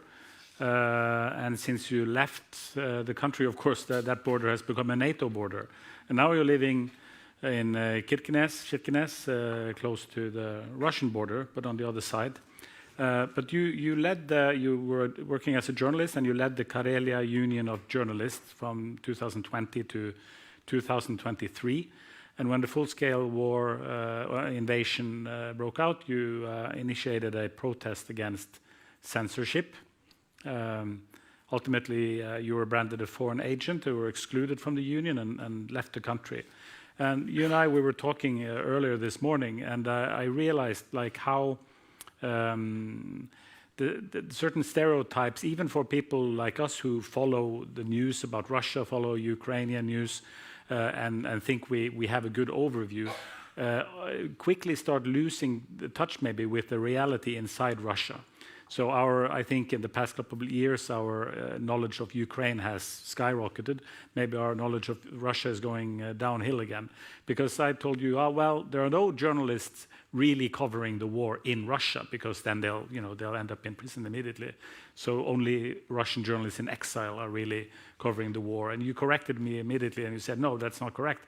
There are many who are covering the war, but they are doing it in other ways. Could you tell us a bit about that? How do Russians inside Russia cover the war? Yeah, I can say in the same day when full-scale invasion started, Russia launched the full-scale censorship, and approximately 1,500 journalists left Russia, if I don't mistake, but hundreds still working in Russia. It's a very difficult question because, of course, these people they work in very difficult conditions. They cannot write about war in normal way. They cannot cover, for example, topics connected with situation on the front line. But these people, these journalists I talk about, they still make very important work. They still write truth about Russia, staying in Russia. Which way they do it? For example, they cover topics which is still possible to write about. I don't know, consequences of war, economical consequences. They write about these crazy people going back from the front line and killing civilians, killing their neighbors, and raping, and they write about these ex-prisoners who go to the war without any punishment, and they still do it. They write about repressions. They go to the courts, they make photos, they try to talk with people, they write about problems of indigenous people, which is one of the victims of Putin's war, because it's one of the main targets of mobilization, and very often these people, they live in bad conditions, they don't have enough money, and war for them, they consider it, I don't justify them at all, but they go to the war to earn money by killing Ukrainians. And these these indigenous people, they just disappearing. And our colleagues in Russia, they still do it. They make investigations. They make reports, reportages. That's why I cannot say that journalism in Russia died, because they faced with very big consequences. They cannot name war as a war. They cannot name occupation as an occupation. They cannot write about situation on the front line, but they still write truth. They are still fighting with propaganda, which is tremendously strong, but they still do it. We have here, a little bit later, we'll also have Lana Estemirova up here to talk about her book about her mother, Natalia Estemirova, who was killed in 2009 and was a friend of Anna Politkovskaya, who was killed on this date in 2006. And 18, 19, 20 years ago, journalism and human rights monitoring was quite different than it is today. They were, it was about interviews and face-to-face meetings probably a lot more than it is now. There is a sort of an overwhelming amount of information now in the digital age. And I was wondering, Jelena, if you could say something about how do you work to ensure factualness today, to check that what you are bringing out is truthful, that it's because reproducing false rumors can have even fatal consequences for people. Absolutely. Thank you so much for bringing up this question. I mean, it's always very hard in the state of war to prove and verify information, and it's absolutely necessary because, as you said, if you spread some misinformation, it can cost somebody's life. So I need to say a bit more how misinformation works in situation of war. Both sides are doing propaganda, which is like obvious thing. There is also extreme spread of rumors. People lie a lot, not because they feel like lying, it's more like they expressing for spreading some stories they've heard from someone else. And they spreading the stories and they feel like they expressing their terrors and they warn the others. So there is always, on every war there is always a thing, we call them migrating plots. It's some story which can be embedded in culture or mass culture or some family experiences. And it just goes on, and like you go to the village and you hear that, I don't know, the enemies collected all the people and locked them inside the church and burned the church with people inside. Like friend of mine, Tanya Lakshana from Human Rights Watch, then she was covering war in Georgia. She heard the story many times, but then she tries to approach the actual witnesses and she tries to locate the actual place. It never went to anything real because this was a story from German Nazi invasion in Belarus. Like it survived all these generations, and now when people are horrified, they're using this story to, keep breathing. So as a journalist, you deal with all kinds of things like that. So my approach would be to, I'm a reporter, so I'm a field reporter. I go into the field, so I check it with my, eyes and ears and legs. If it's impossible, I try to find witnesses and then cross-question them. Some details can mismatches and they can totally change the whole picture. I can also approach people who are located in this place and who are used to be first responders on something crazy, like EMT people, medics, police, military.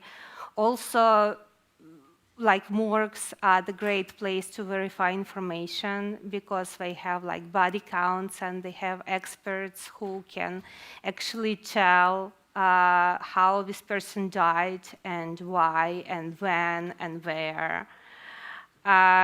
So you just keep doing all of this.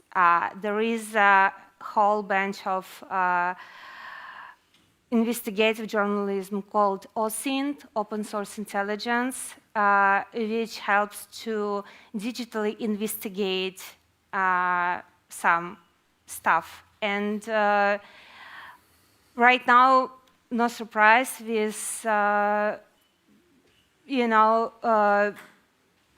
journalism is extremely popular in Russian exiled media because this is the closest approach we have.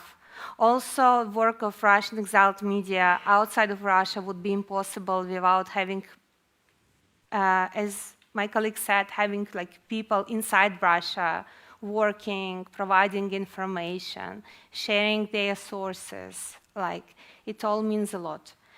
And another stuff what we also learned for the last 3 years, and I mean, we learned it with great cost, unfortunately, but we are not competing that much as we used to. I mean, it always was a thing about journalism, at least in Russia, like you try to be first, you try to be best. And now we see wide collaborations between like many Russian media and also international collaborations. So sometimes you cannot collect like all the picture, what had happened, but your colleagues can. And some of these collaborations are bringing extreme results. Like, for example, there was international collaboration investigating the death of Ukrainian journalist Victoria Roshina in Russian prison, like her murder, and it was it has very detailed information inside Russian prison, which is this specific prison in Taganrog where Roshina died is kind of impenetrable. Like, you cannot find people inside, but with united efforts, somehow it was possible. Alessia and Georgi, I wanted to ask you about your work at the Barents Observer, because you work on a day-to-day basis now on Russia, but as exiled journalist and a very short way from the Russian border. I read an article that you wrote just a month ago about a Russian soldier who made it across the border. It's a fascinating portrait of him. What sort of things are you focusing on now, and what do you think you'll be working on in the foreseeable future for Barents Observer? Yeah, our main goal is fight with propaganda. And for this, we have our privilege to write without censorship. So that's our преимущество. Benefit, thank you. We work in very different ways, and they always changing because we face with very different challenges. And mostly we work, as I see it, it's different consequences of war, like financial consequences that Georgi can tell about. That's repression inside Russia, that's violation of human rights, violation of women's rights, and we try to cover somehow all of this. For me personally, I work with repression, court cases, and let's say women's rights. One of this story that I really like, I wrote it a couple of months ago, the story about Ekaterina from Arkhangelsk. She got a criminal case because of she made private party, invite her friends to, it was kind of costume party. Yeah, and then nationalists from Ruskaya Община, that's like almost fascist organization in Russia, they just went to this party, like used violence, a lot of violence, and in the end of the story, Ekaterina got a criminal case because in this party there was a lamp in form of cross. So that's crime in Russia today. Repression, there are like a lot of them. Every day something happens. Every day someone goes to prison for wars or actions or whatever. And we also follow freedom of speech in Russia. So we follow situation with journalists who sent to prison for their work. Yeah, but as I see it, my or our main goal is fight with propaganda in face of Putin's regime. We can tell a lot about our stories. Lisa gave some examples. Yes, propaganda, consequences of war. For example, me and Denis, we write a lot about how regions, very poor Russian regions, they spend money on occupied regions of Ukraine. For example, Arkhangelsk region is the has last position in the scale of quality of roads, and they give money for occupied regions for infrastructure projects and so on, hundreds of billions of rubles. It's very interesting because Russian authorities, they always tell about it, that we support our new regions, we support our brothers and sisters, but they never write how much money they spend on it, because it's 100 million rubles, and they don't want people living in Murmansk or Arkhangelsk or Karelia see these numbers. Repressions, yes, consequences of war, destructive politics, drones, shutdowns of internet, the lack of labor sources, decreasing of number of people living in the area, preparing kids to the war, which I think is something what journalists staying in Russia cannot write about it, but we do. How they prepare kids to war, because when they open new school, every time they write it will be a place for gym, for something, bassin, and so on, and we will learn them, we will teach them to operate with drones. Every time they do it, and we understand why they do it. Sometimes it's very serious topic, but I want to say some small story.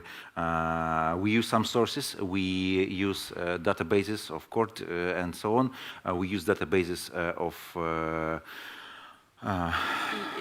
правовые акты, legal acts, and other sources. And I found a story about some special courses for education people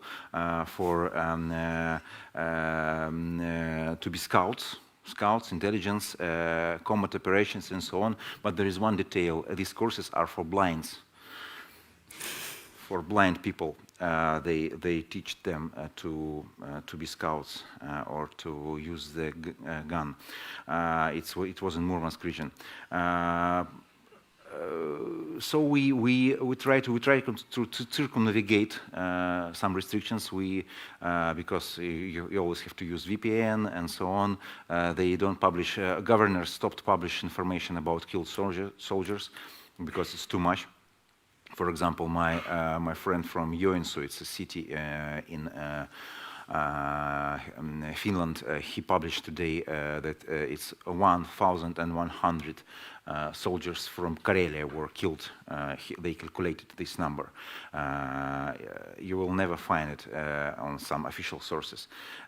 So these kind of things we write about, and about Ruskaya Общina, I wrote some story about this horrible organization, ultra-right nationalistic organization, fascist organization, how they scare people in regions, how they make provocations, beating and helping to police and checking migrants' documents, which is absolutely illegal, not allowed.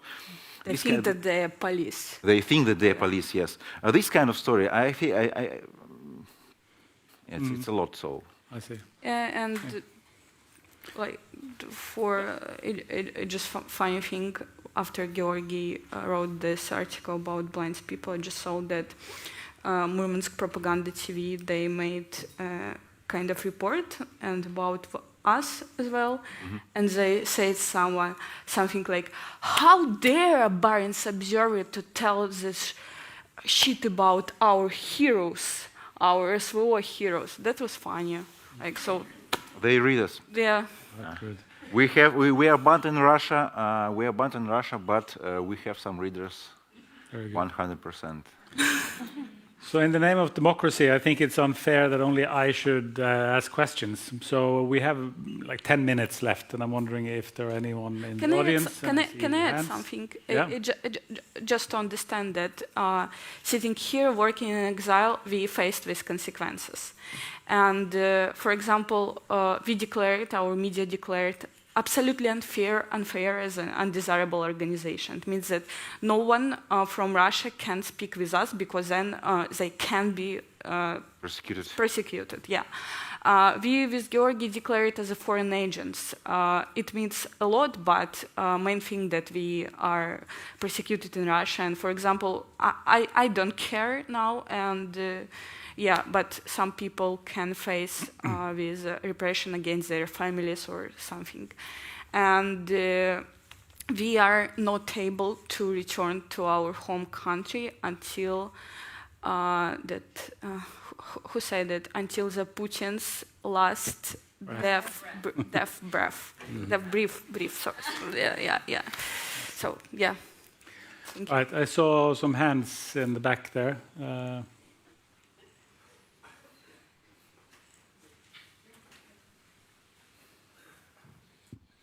Hi, thank you for talking and sharing what you know. I have 3 interrelated questions. One of them is, if I got it right, yes, no, you are all writing in the West or outside Russia not for Russia, but on Russia to Western or other countries. No? We have audience in Russia. Okay, because that's my next question, because what I wanted to know is how do you view the efficacy of how efficient what you're writing is to affect Russians inside Russia? I have friends who are Russians. They tell me about family in Russia. What the families know is pretty horrifying, and it's so far from the truth. And so I'm hoping that what you're writing actually reaches Russian people, and that's the part I'm not clear about. You're here, you're outside. A lot of Barents Observer stuff is published in English and Russian, right? Yeah. Two languages you can. So that it actually comes inside Russia as well.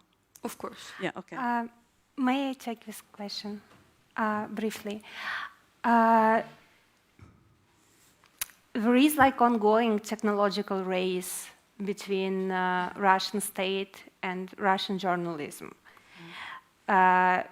State has kind of unlimited budget to make our life difficult.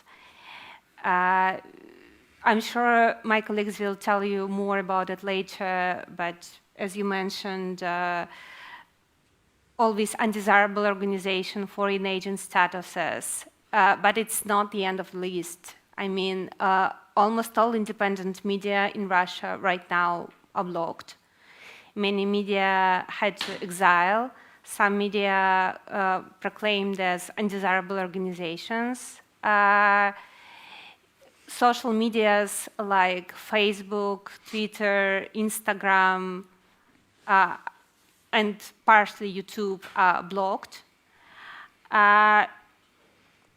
It's kind of our state doing everything to prevent people from knowing things. But people still want to know things. That's why they like downloading VPNs or applications of independent medias which has some technologies embedded into like Medusa. They have like 4 ways to avoid the state blockage and still deliver the information. Medusa has being like probably the longest being an exile media. They exile since 2014. They have like 10 million readers in Russia right now. It's like a lot. It's not that much as TV has, but they don't have this budget and these opportunities. And they are based in Riga, I think, huh? Yeah, we're based like in Riga, Berlin, and Amsterdam. So the thing is that we wouldn't be here, and our colleagues from Russia wouldn't be here in this audience to be able to speak with you without Russians being interested in what's going on. I mean, we exist because people are interested. And this is like my best hope, that, you know, willing to know the truth is so essential and almost, you know, biologically determined, that even such a complicated and sophisticated and, say it again, like extremely well-founded machine as Russian state with propaganda, repressions, legislative system, enormous number of, you know, programmers who working daily basis to make Russian internet isolated, to prevent people from reaching the variable sources of information. I mean, but people, they still want to know things. Yeah, this is good. Okay, I can also ask a question. Maybe it's connected to the previous ones. Have you guys ever was accused of being Russian spies in the West? And also the second question, are you? Maybe you're a spy. Especially a question to Olesia. You know, you was on this dangerous list. So maybe you're more dangerous than you can see from outside. Yeah. I'm not a spy, but... That's what spy would say. Yeah, but I can say that I'm spy hunter, because actually I found one in Kirkenes and wrote an article about him. And yeah, I know there can be a lot of maybe, yeah, but that was first time when I was accused of spying. You were, right? Just no, from you. Yeah. Yeah, exactly the same. The first person who thought that you were spies, that is you.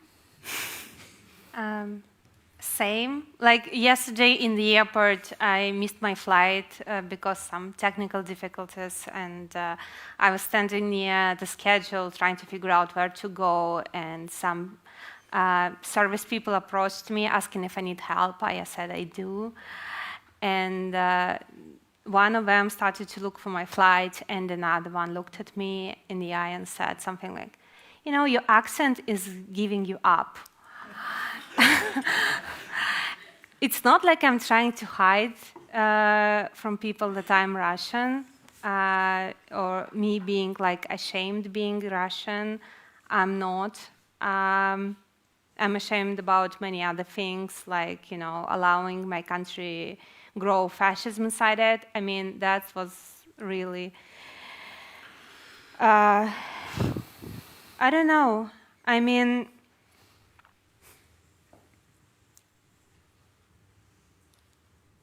obviously, and I know it, like, I know it. Obviously, there are, like, Russian secret intelligence people operating in Europe. It's not that secret anymore for people who put away attention into it. But I guess good police work would scare them away. What doesn't scare them away is the absence of Schengen visas. It's extremely hard right now to get Schengen visa for Russian citizens. And it's getting harder and harder. And, well, yes, this is the consequences of war, and I'm not whining about visa here. But the thing is that many Russian journalists and activists and politicians and like grassroots community leaders who are in Russia right now doing extremely dangerous and complicated work to build a future for my country and peace for the other countries. I mean, these people could get, some help having these visas. Just in case that they need to run, they would run to safe place, not to the place they can be deported from easily. And, it's many people have to leave Russia before they actually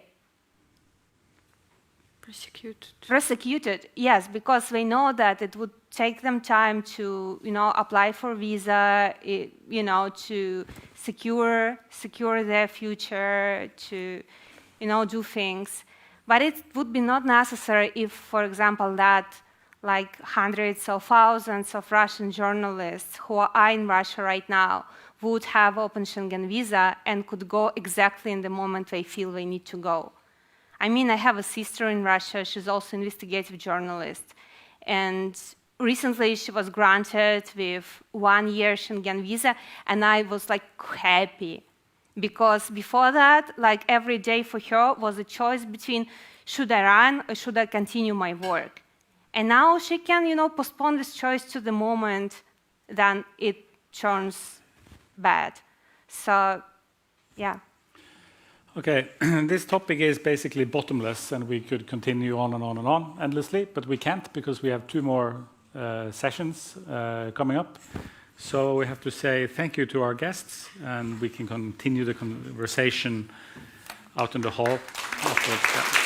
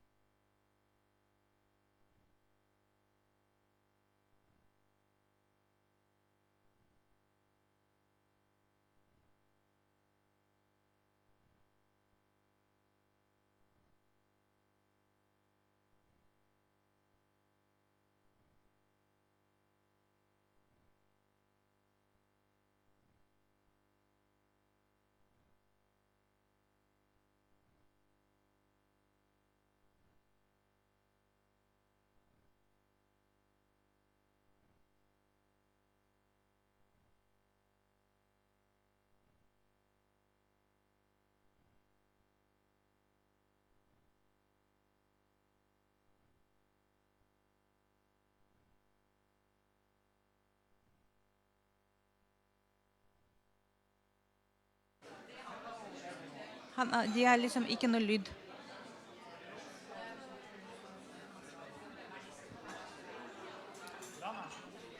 Kan du si hallo? Hallo? Hi. Please take your seats. We need to follow the program. Before we give the floor to Ivar and Lana, because our panel with Gaila and Thomas was a bit shortened because of the previous panel, so we need to steal some of the time. And I also, because of the sound was cut, we were not able to hear the answer of Thomas. And this is against freedom of expression. So we invite now Thomas to answer the question, and so that he has an opportunity to explain and answer. Yeah. I actually don't want to steal much of the time of Lana and Ivar, but just very, very short to Tatiana. Tatiana, you were the one that were organizing. She's out smoking, so but to the rest of you, refer what I say. Tatiana was the one organizing Dimitri's visit to Kirkenes, so it was very natural for us to channel the questions through her. And we had a great conversation with Dimitri in Kirkenes, like we have had before. And my deepest respect for what he has throughout the years stand up for in Novaya Gazeta, and even more, my deepest respect to all the journalists in Novaya Gazeta, both those still working in Moscow and those who are contributing to Novaya Gazeta Europa, and those who are living in exile at different locations in Europe, and doing their utmost best to bring forward journalism in times of very, very big trouble. So, but my main point was actually on the comment to Galina, that I don't think we help FSB or authorities in Moscow reaching their ultimate goal of finally arresting Dmitry Muratov if he had talked with the Barents Observer. I mean, everyone that has been working in Russia and followed Russia from outside know that if they wanted to arrest Dmitry Muratov, they would have done so long, long time ago. But what has happened is that the arrangement of this seminar in the border town, in an area where FSB definitely have for years worked to influence public opinion. This happening some weeks ago helped the FSB to reach that goal of showing disagreements in that local society. That was my main point. Thank you. Ivar and Lana, sorry for taking your time. Okay, thank you. We are here with Lana Estemirova to talk about a new book, your new book, which has just been published. Its title, it's Please Live, The Chechen Wars, My Mother and Me. First of all, the Chechen Wars, there have been many, and the first one, of course, was when Russia first came to the North Caucasus and took over the North Caucasus, and including the big war in Chechnya and in other parts of the Caucasus at that time. But the wars that we're talking about here, of course, is the first and second Chechen wars. They're normally referred to as.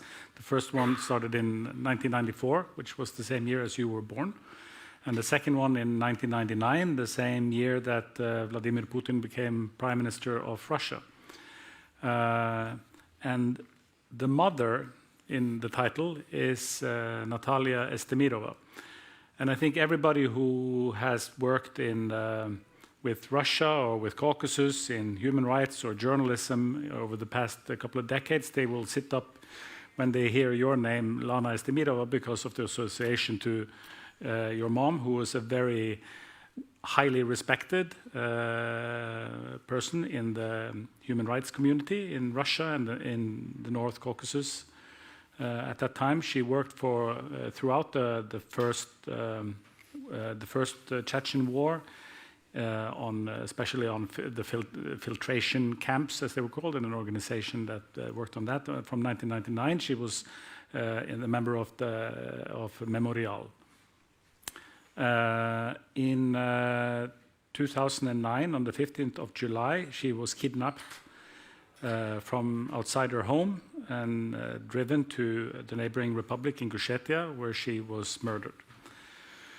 I remember this day, and I think everybody in the human rights community and everyone who followed Russia remembers it, because when the news spread, it was a huge shock to everyone that day. I remember perfectly that I don't know why we were at the office, at the Norwegian Helsinki Committee office that day, because in the middle of the summer.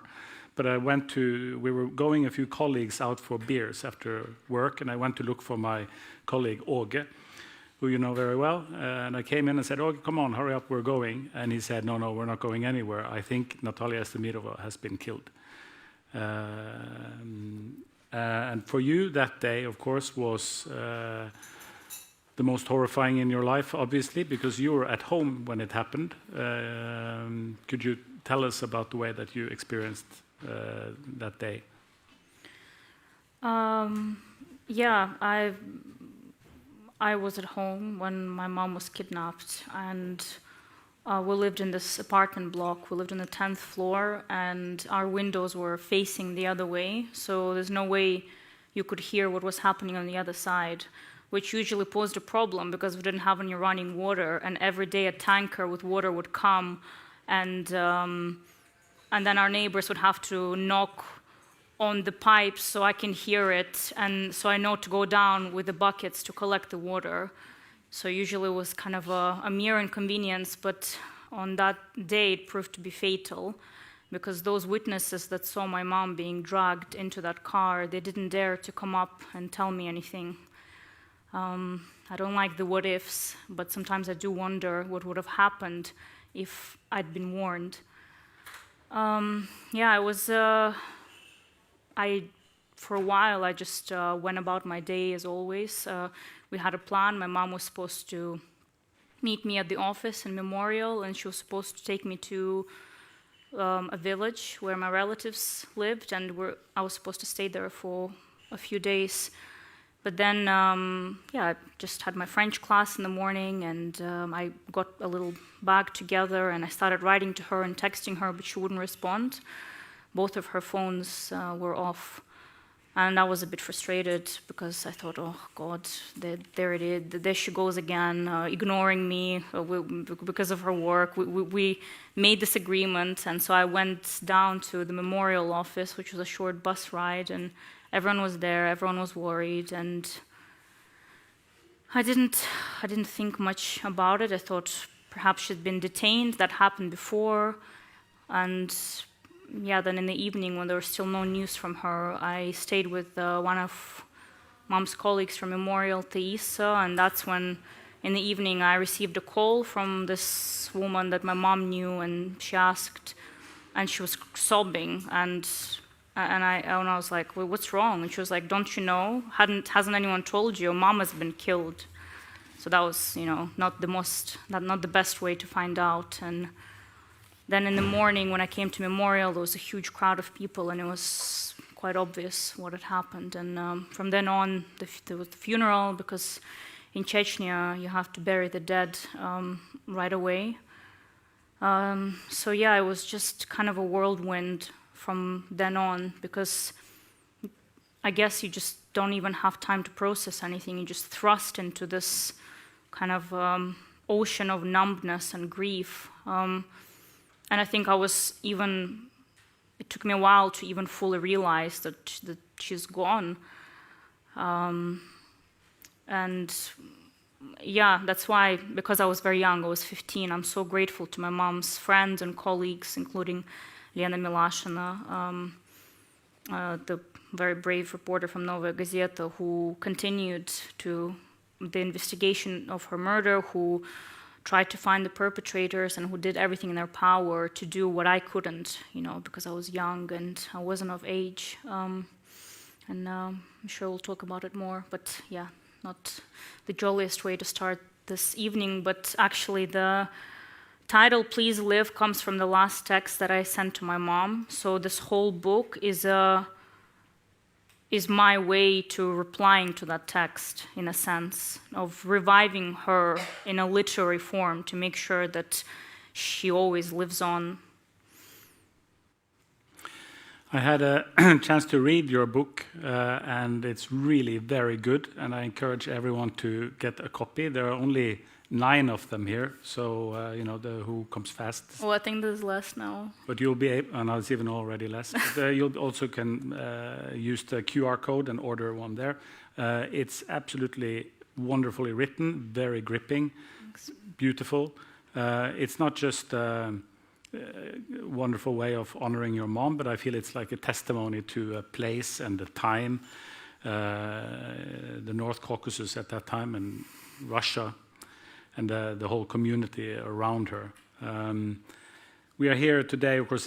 Also today is the date of when Anna Politkovskaya was murdered. She was murdered in 2006. There were only 2.5 years between Politkovskaya's murder and Estemirova's murder. And Natalia Estemirova was the first recipient of the Anna Politkovskaya Award in 2007, not long before she was killed herself. In 2022, the Nobel Peace Prize was awarded to 3 organizations, and one of them was Memorial, and I felt strongly then that Natalia Estemirova had just won the Nobel Peace Prize. Just as I felt in 2021 when Novaya Gazeta got the Nobel Peace Prize, that it was, or well, Muratov, that it was a prize for Anna Politkovskaya. So I think that their lives and fates were strongly entwined somehow. But today, when you came to the office, you were looking. There is a poster we have in the hallway of your mother. Are you able today to separate she is she was a hero in a way, a hero and a martyr for human rights, and the person who was your mom? It's a good question, because for a while I think the two were inseparable. I think I was always aware of my mother's work because it never stopped at our doorstep. She always brought it inside. And I was always a witness of her courage and bravery, because even if she tried, she couldn't conceal the horrors of what she was doing. I mean, our house was filled with reports and testimonies and photographs of bodies that were bruised and beaten. And to me, I think every child says this, but to me, my mom was always a hero, not just because of what she did, but because of who she was. I could just see how, even in everyday situations, she would always stand up for myself, and she would stand up for me. When I got in trouble for speaking my mind at school, where she used to teach in the 90s, she used to teach history. She didn't really tell me a word, but she came over and she had a word with the principal. And when she came out, she was like, that's sorted. When someone bullied me in the playground when I was very young, she ran outside in just her dressing gown and yelled at that woman.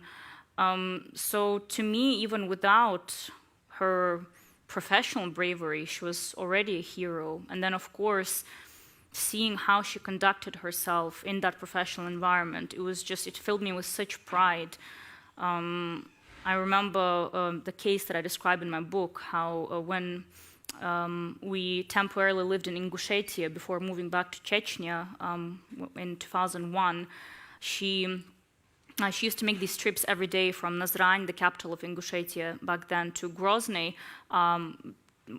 for work. And sometimes she would take me with her. And then one day she had these massive plastic bags with her, and she was like, okay, Lana, listen, I need you to put your feet, when we're on the bus, put them on top of this bag, and then if any of the federals, the Russian soldiers, ask to search for it, you start crying. And I was like, okay, got it. I was 7? Yeah, I was 7 at the time. So yeah, then we were stopped at one of the many, many checkpoints that ran through the whole republic. And yeah, there was this officer who was like, oh, I need to check the bag, and she was like, cry, and I started weeping and crying and saying, oh, I'm so scared of this dядя, and he was like, oh, I think he was taken aback, and he was like, okay, let's just leave it. And then when we arrived to Grozny, she dragged these bags all the way to someone's house, and she started opening them, and it was full of medicine, because basically, like, medicine wasn't allowed to be brought into Chechnya, so she kind of smuggled it in. I mean, she didn't use me as a decoy all the time, but she was, when she had her mind set to something, when she saw injustice, it was, I call it an instinct. She couldn't think about anything. She just saw it, and she had to do everything in her power to stop it. I'm just describing something that I witnessed growing up. Whenever we would be on these minibuses traveling from village to the city and from the city to the village, sometimes there were these young men, and whenever we were stopped at a checkpoint, the Russian soldiers, they tried to drag them out and question them. So my mom would be like, hang on, where is your superior? Where are you taking these boys? Show me your documents. And if she hadn't been there, possibly they would have been kidnapped and disappeared, because that happened thousands of times. But because she was there, she would just jump into the situation and say, oh, I'm from the Human Rights Center, I'm from Memorial, and then they would just kind of right away, she had this air of authority about her. So she didn't think twice about what was dangerous. She thought about what was right. So that was her main motivation. I guess that's why, for me, the two images of the hero and the mother, they always came hand in hand, because I also was aware of her flaws, of her imperfections, how she would sometimes shout at me for no reason because she was exhausted at work. And I could also separate that from, you know, okay, this is the tired mom and this is the loving mom. I think all of that kind of came together in one bundle that was my mom. And even now, I think writing this book, and the reason why it took so long was because this was something that I was holding on to, my mom. So everyone knew the story of the hero, of the martyr, and I thought, okay, but now I want to show the other side as well, of this mother, of a dreamer, of someone who loved interior design and cats, and someone who was really bad at being anywhere on time, someone who was a human being. And I really hope that I managed to reconcile these two ideas in this work. You definitely did, and I want to ask you to read some parts from your book for the audience. Is there a part that you have thought of? Yeah, like to share? It's a bit depressing. I promise, not the whole book is depressing. No, there's actually a lot of funny stuff in it. Yeah. I even if I try, I couldn't be a very serious person. And my mom as well. She actually was very humorous. But I thought that since today is the anniversary of Anna's murder, and she was a very close family friend, and her murder really shaped our lives as well, I thought that I would read an excerpt of that day, because I was actually with my mom when she found out.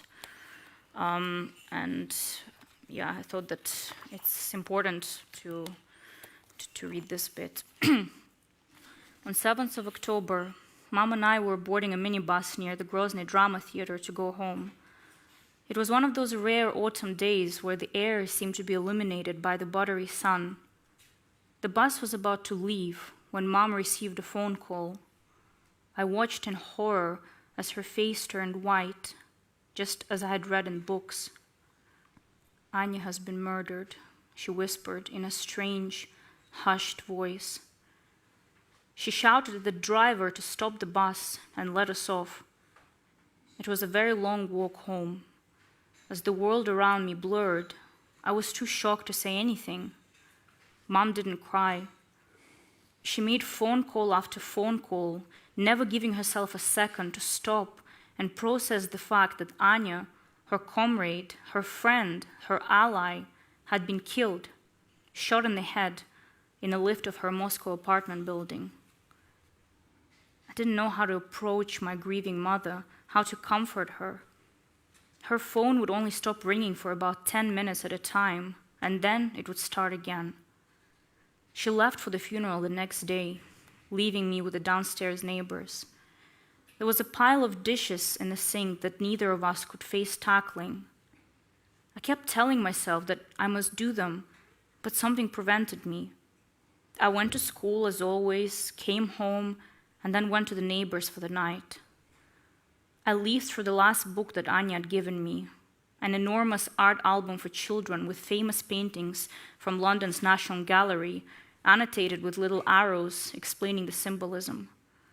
I was mesmerized by Bacchus and Ariadne by Titian, always heartbroken by the fact that Theseus is forced to abandon Ariadne because of a prophecy. But seeing the youthful eagerness with which Bacchus jumps out of the carriage towards his new love always gave me hope that maybe they were a good match after all.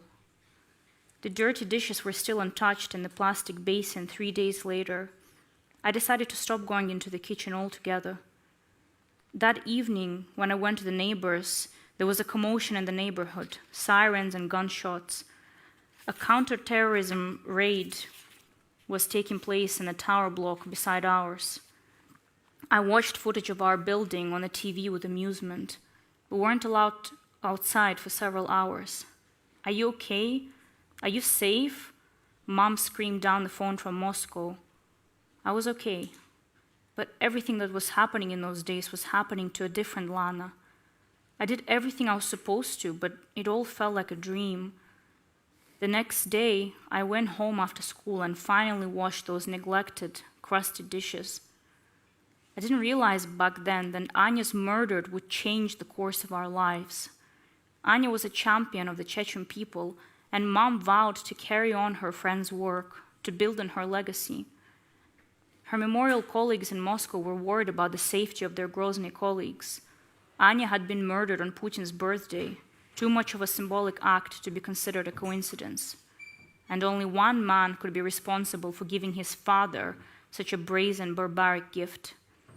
When Mom started writing for Novaya Gazeta about human rights abuses in Chechnya following Anya's murder, at first under a pseudonym and then under her own name, she was taking on a serious enemy. But her desire for justice always trumped her instinct for self-preservation. She didn't have time for fear. Having wiped away her tears for her fallen friend, she simply put it aside.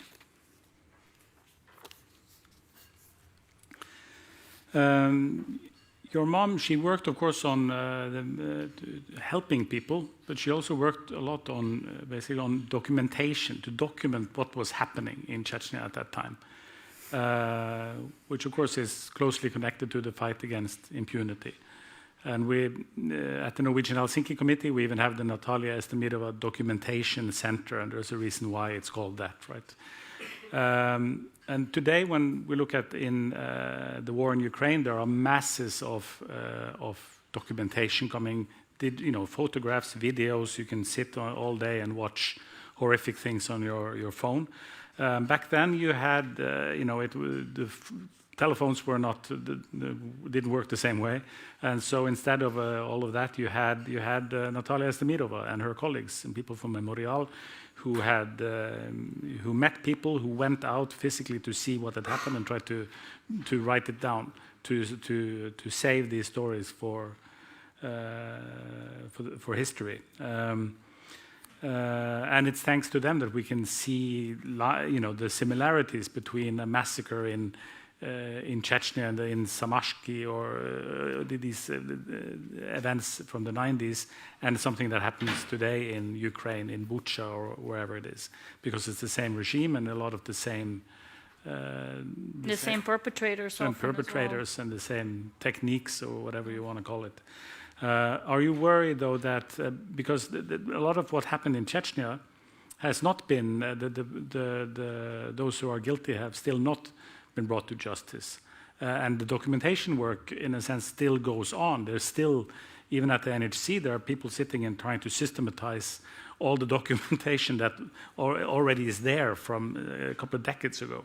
Are you worried that the sheer enormity of the Ukraine war can overshadow older atrocities, that they can become forgotten due to the horrors that are happening right now on an even larger scale than back then?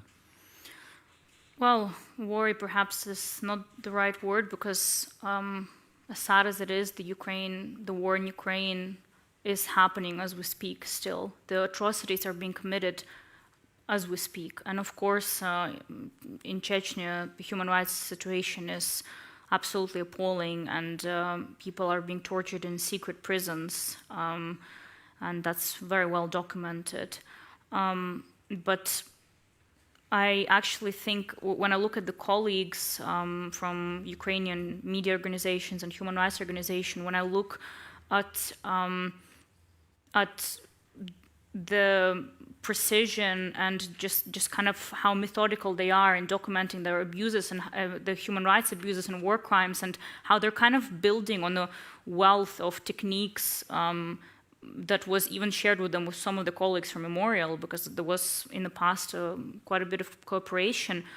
It actually, to me, it's very encouraging, and it gives me a lot of hope, because for me, in a way, justice for Ukraine is also justice for Chechnya, because we're fighting the common enemy, and there are already examples of several high command officers in Ukraine who participated in war crimes in Chechnya who were killed in action in Ukraine.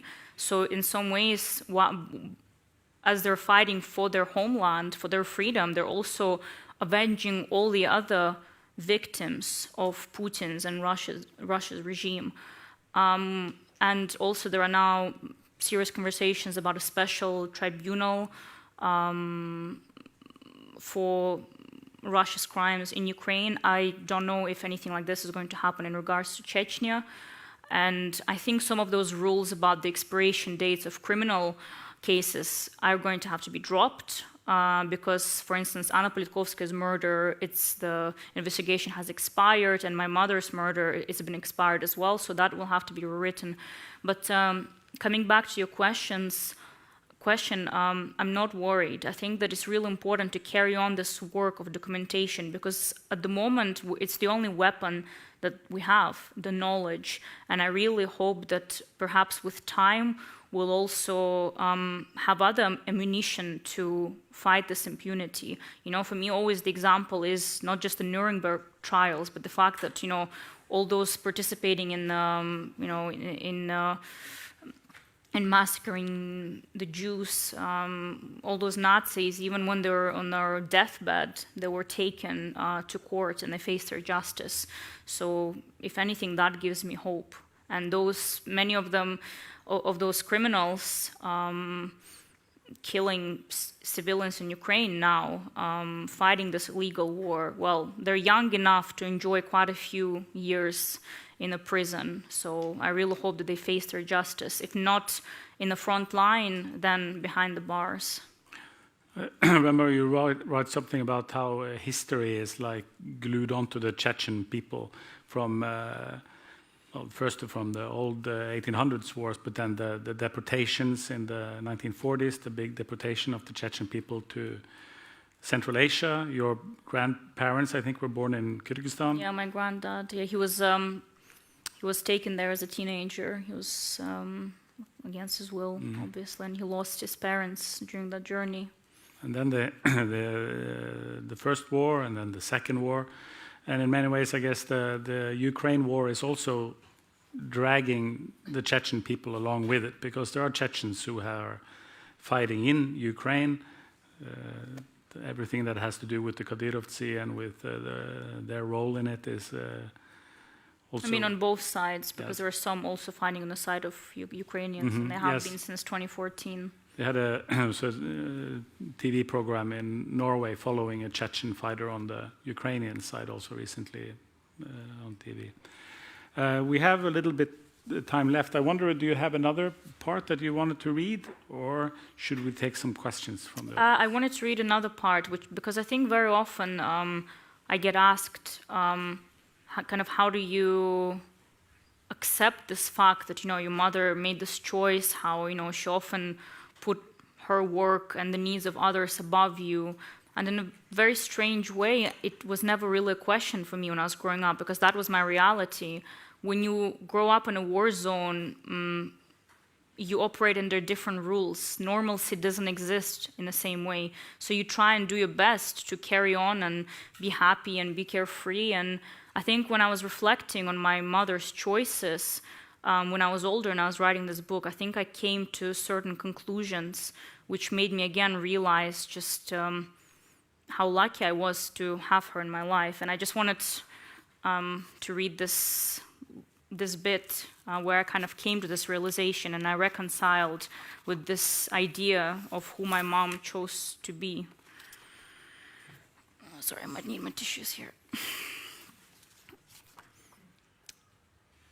I leafed through family albums, my most treasured possessions that I lugged from flat to flat. I used photographs as prompts for my writing, but couldn't help but get lost in the memories. I paused over photos of my mom, lightly touching the outline of her face with my fingertips. She was so beautiful. Gazing at her high cheekbones, her green eyes, her skin marked by acne scars from her teenage years, the hair that she colored chestnut with dye from a box to hide the gray, I began to understand that she was so much more than just my mother. She was a woman in her own right, imperfect, volatile, passionate, warm, and endlessly kind. She was an extraordinary human being, a once-in-a-generation person, and I had been lucky to have her in my life, even if only for 15 years. There comes a point when every child must forgive their parent for their failings. I forgave my mother for leaving me too soon. I embraced her in her entirety, with all her flaws and the mistakes she made along the way. I accepted her choice to live her truth until the end, knowing that it might result in tragedy. I accepted that she would always be a mystery to me. My mom was a free person in an unfree place. She acted in accordance with her beliefs. Yes, one might ask, where her beliefs got her. But with every year, I learned to see her life as a testament to freedom. Everything that is good in this world, democracy, justice, equality, civil rights, has been made possible because of people like her, people who refuse to place their comfort, safety, and family life above fighting for what's right. Beautiful, thank you.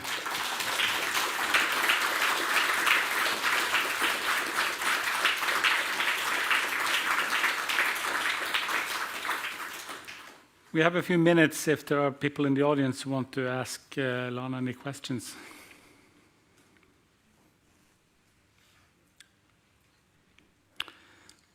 I hope the book is going to get translated to Norwegian soon and be published. So let's hear back from those publishers. Yes. What about Russian? It's coming out in Russian sometime next year, hopefully. I think it's important that people in Russia read it, actually, because there's so much disinformation and myths surrounding Chechnya that I think it's important that some of them get debunked in a simple, digestible way through a human story, not just a report or a byline. Can the book be sold in Russia? Well, I'm not going to go into details because I'm still discussing it with the publishers. It's going to be available for those Russians who are abroad, so they'll be able to purchase it, but it will also be available in Russia once it's published for free, the electronic copy. So I think the most important thing that people get access to it and that they read it. So it's not about making money, it's about the truth.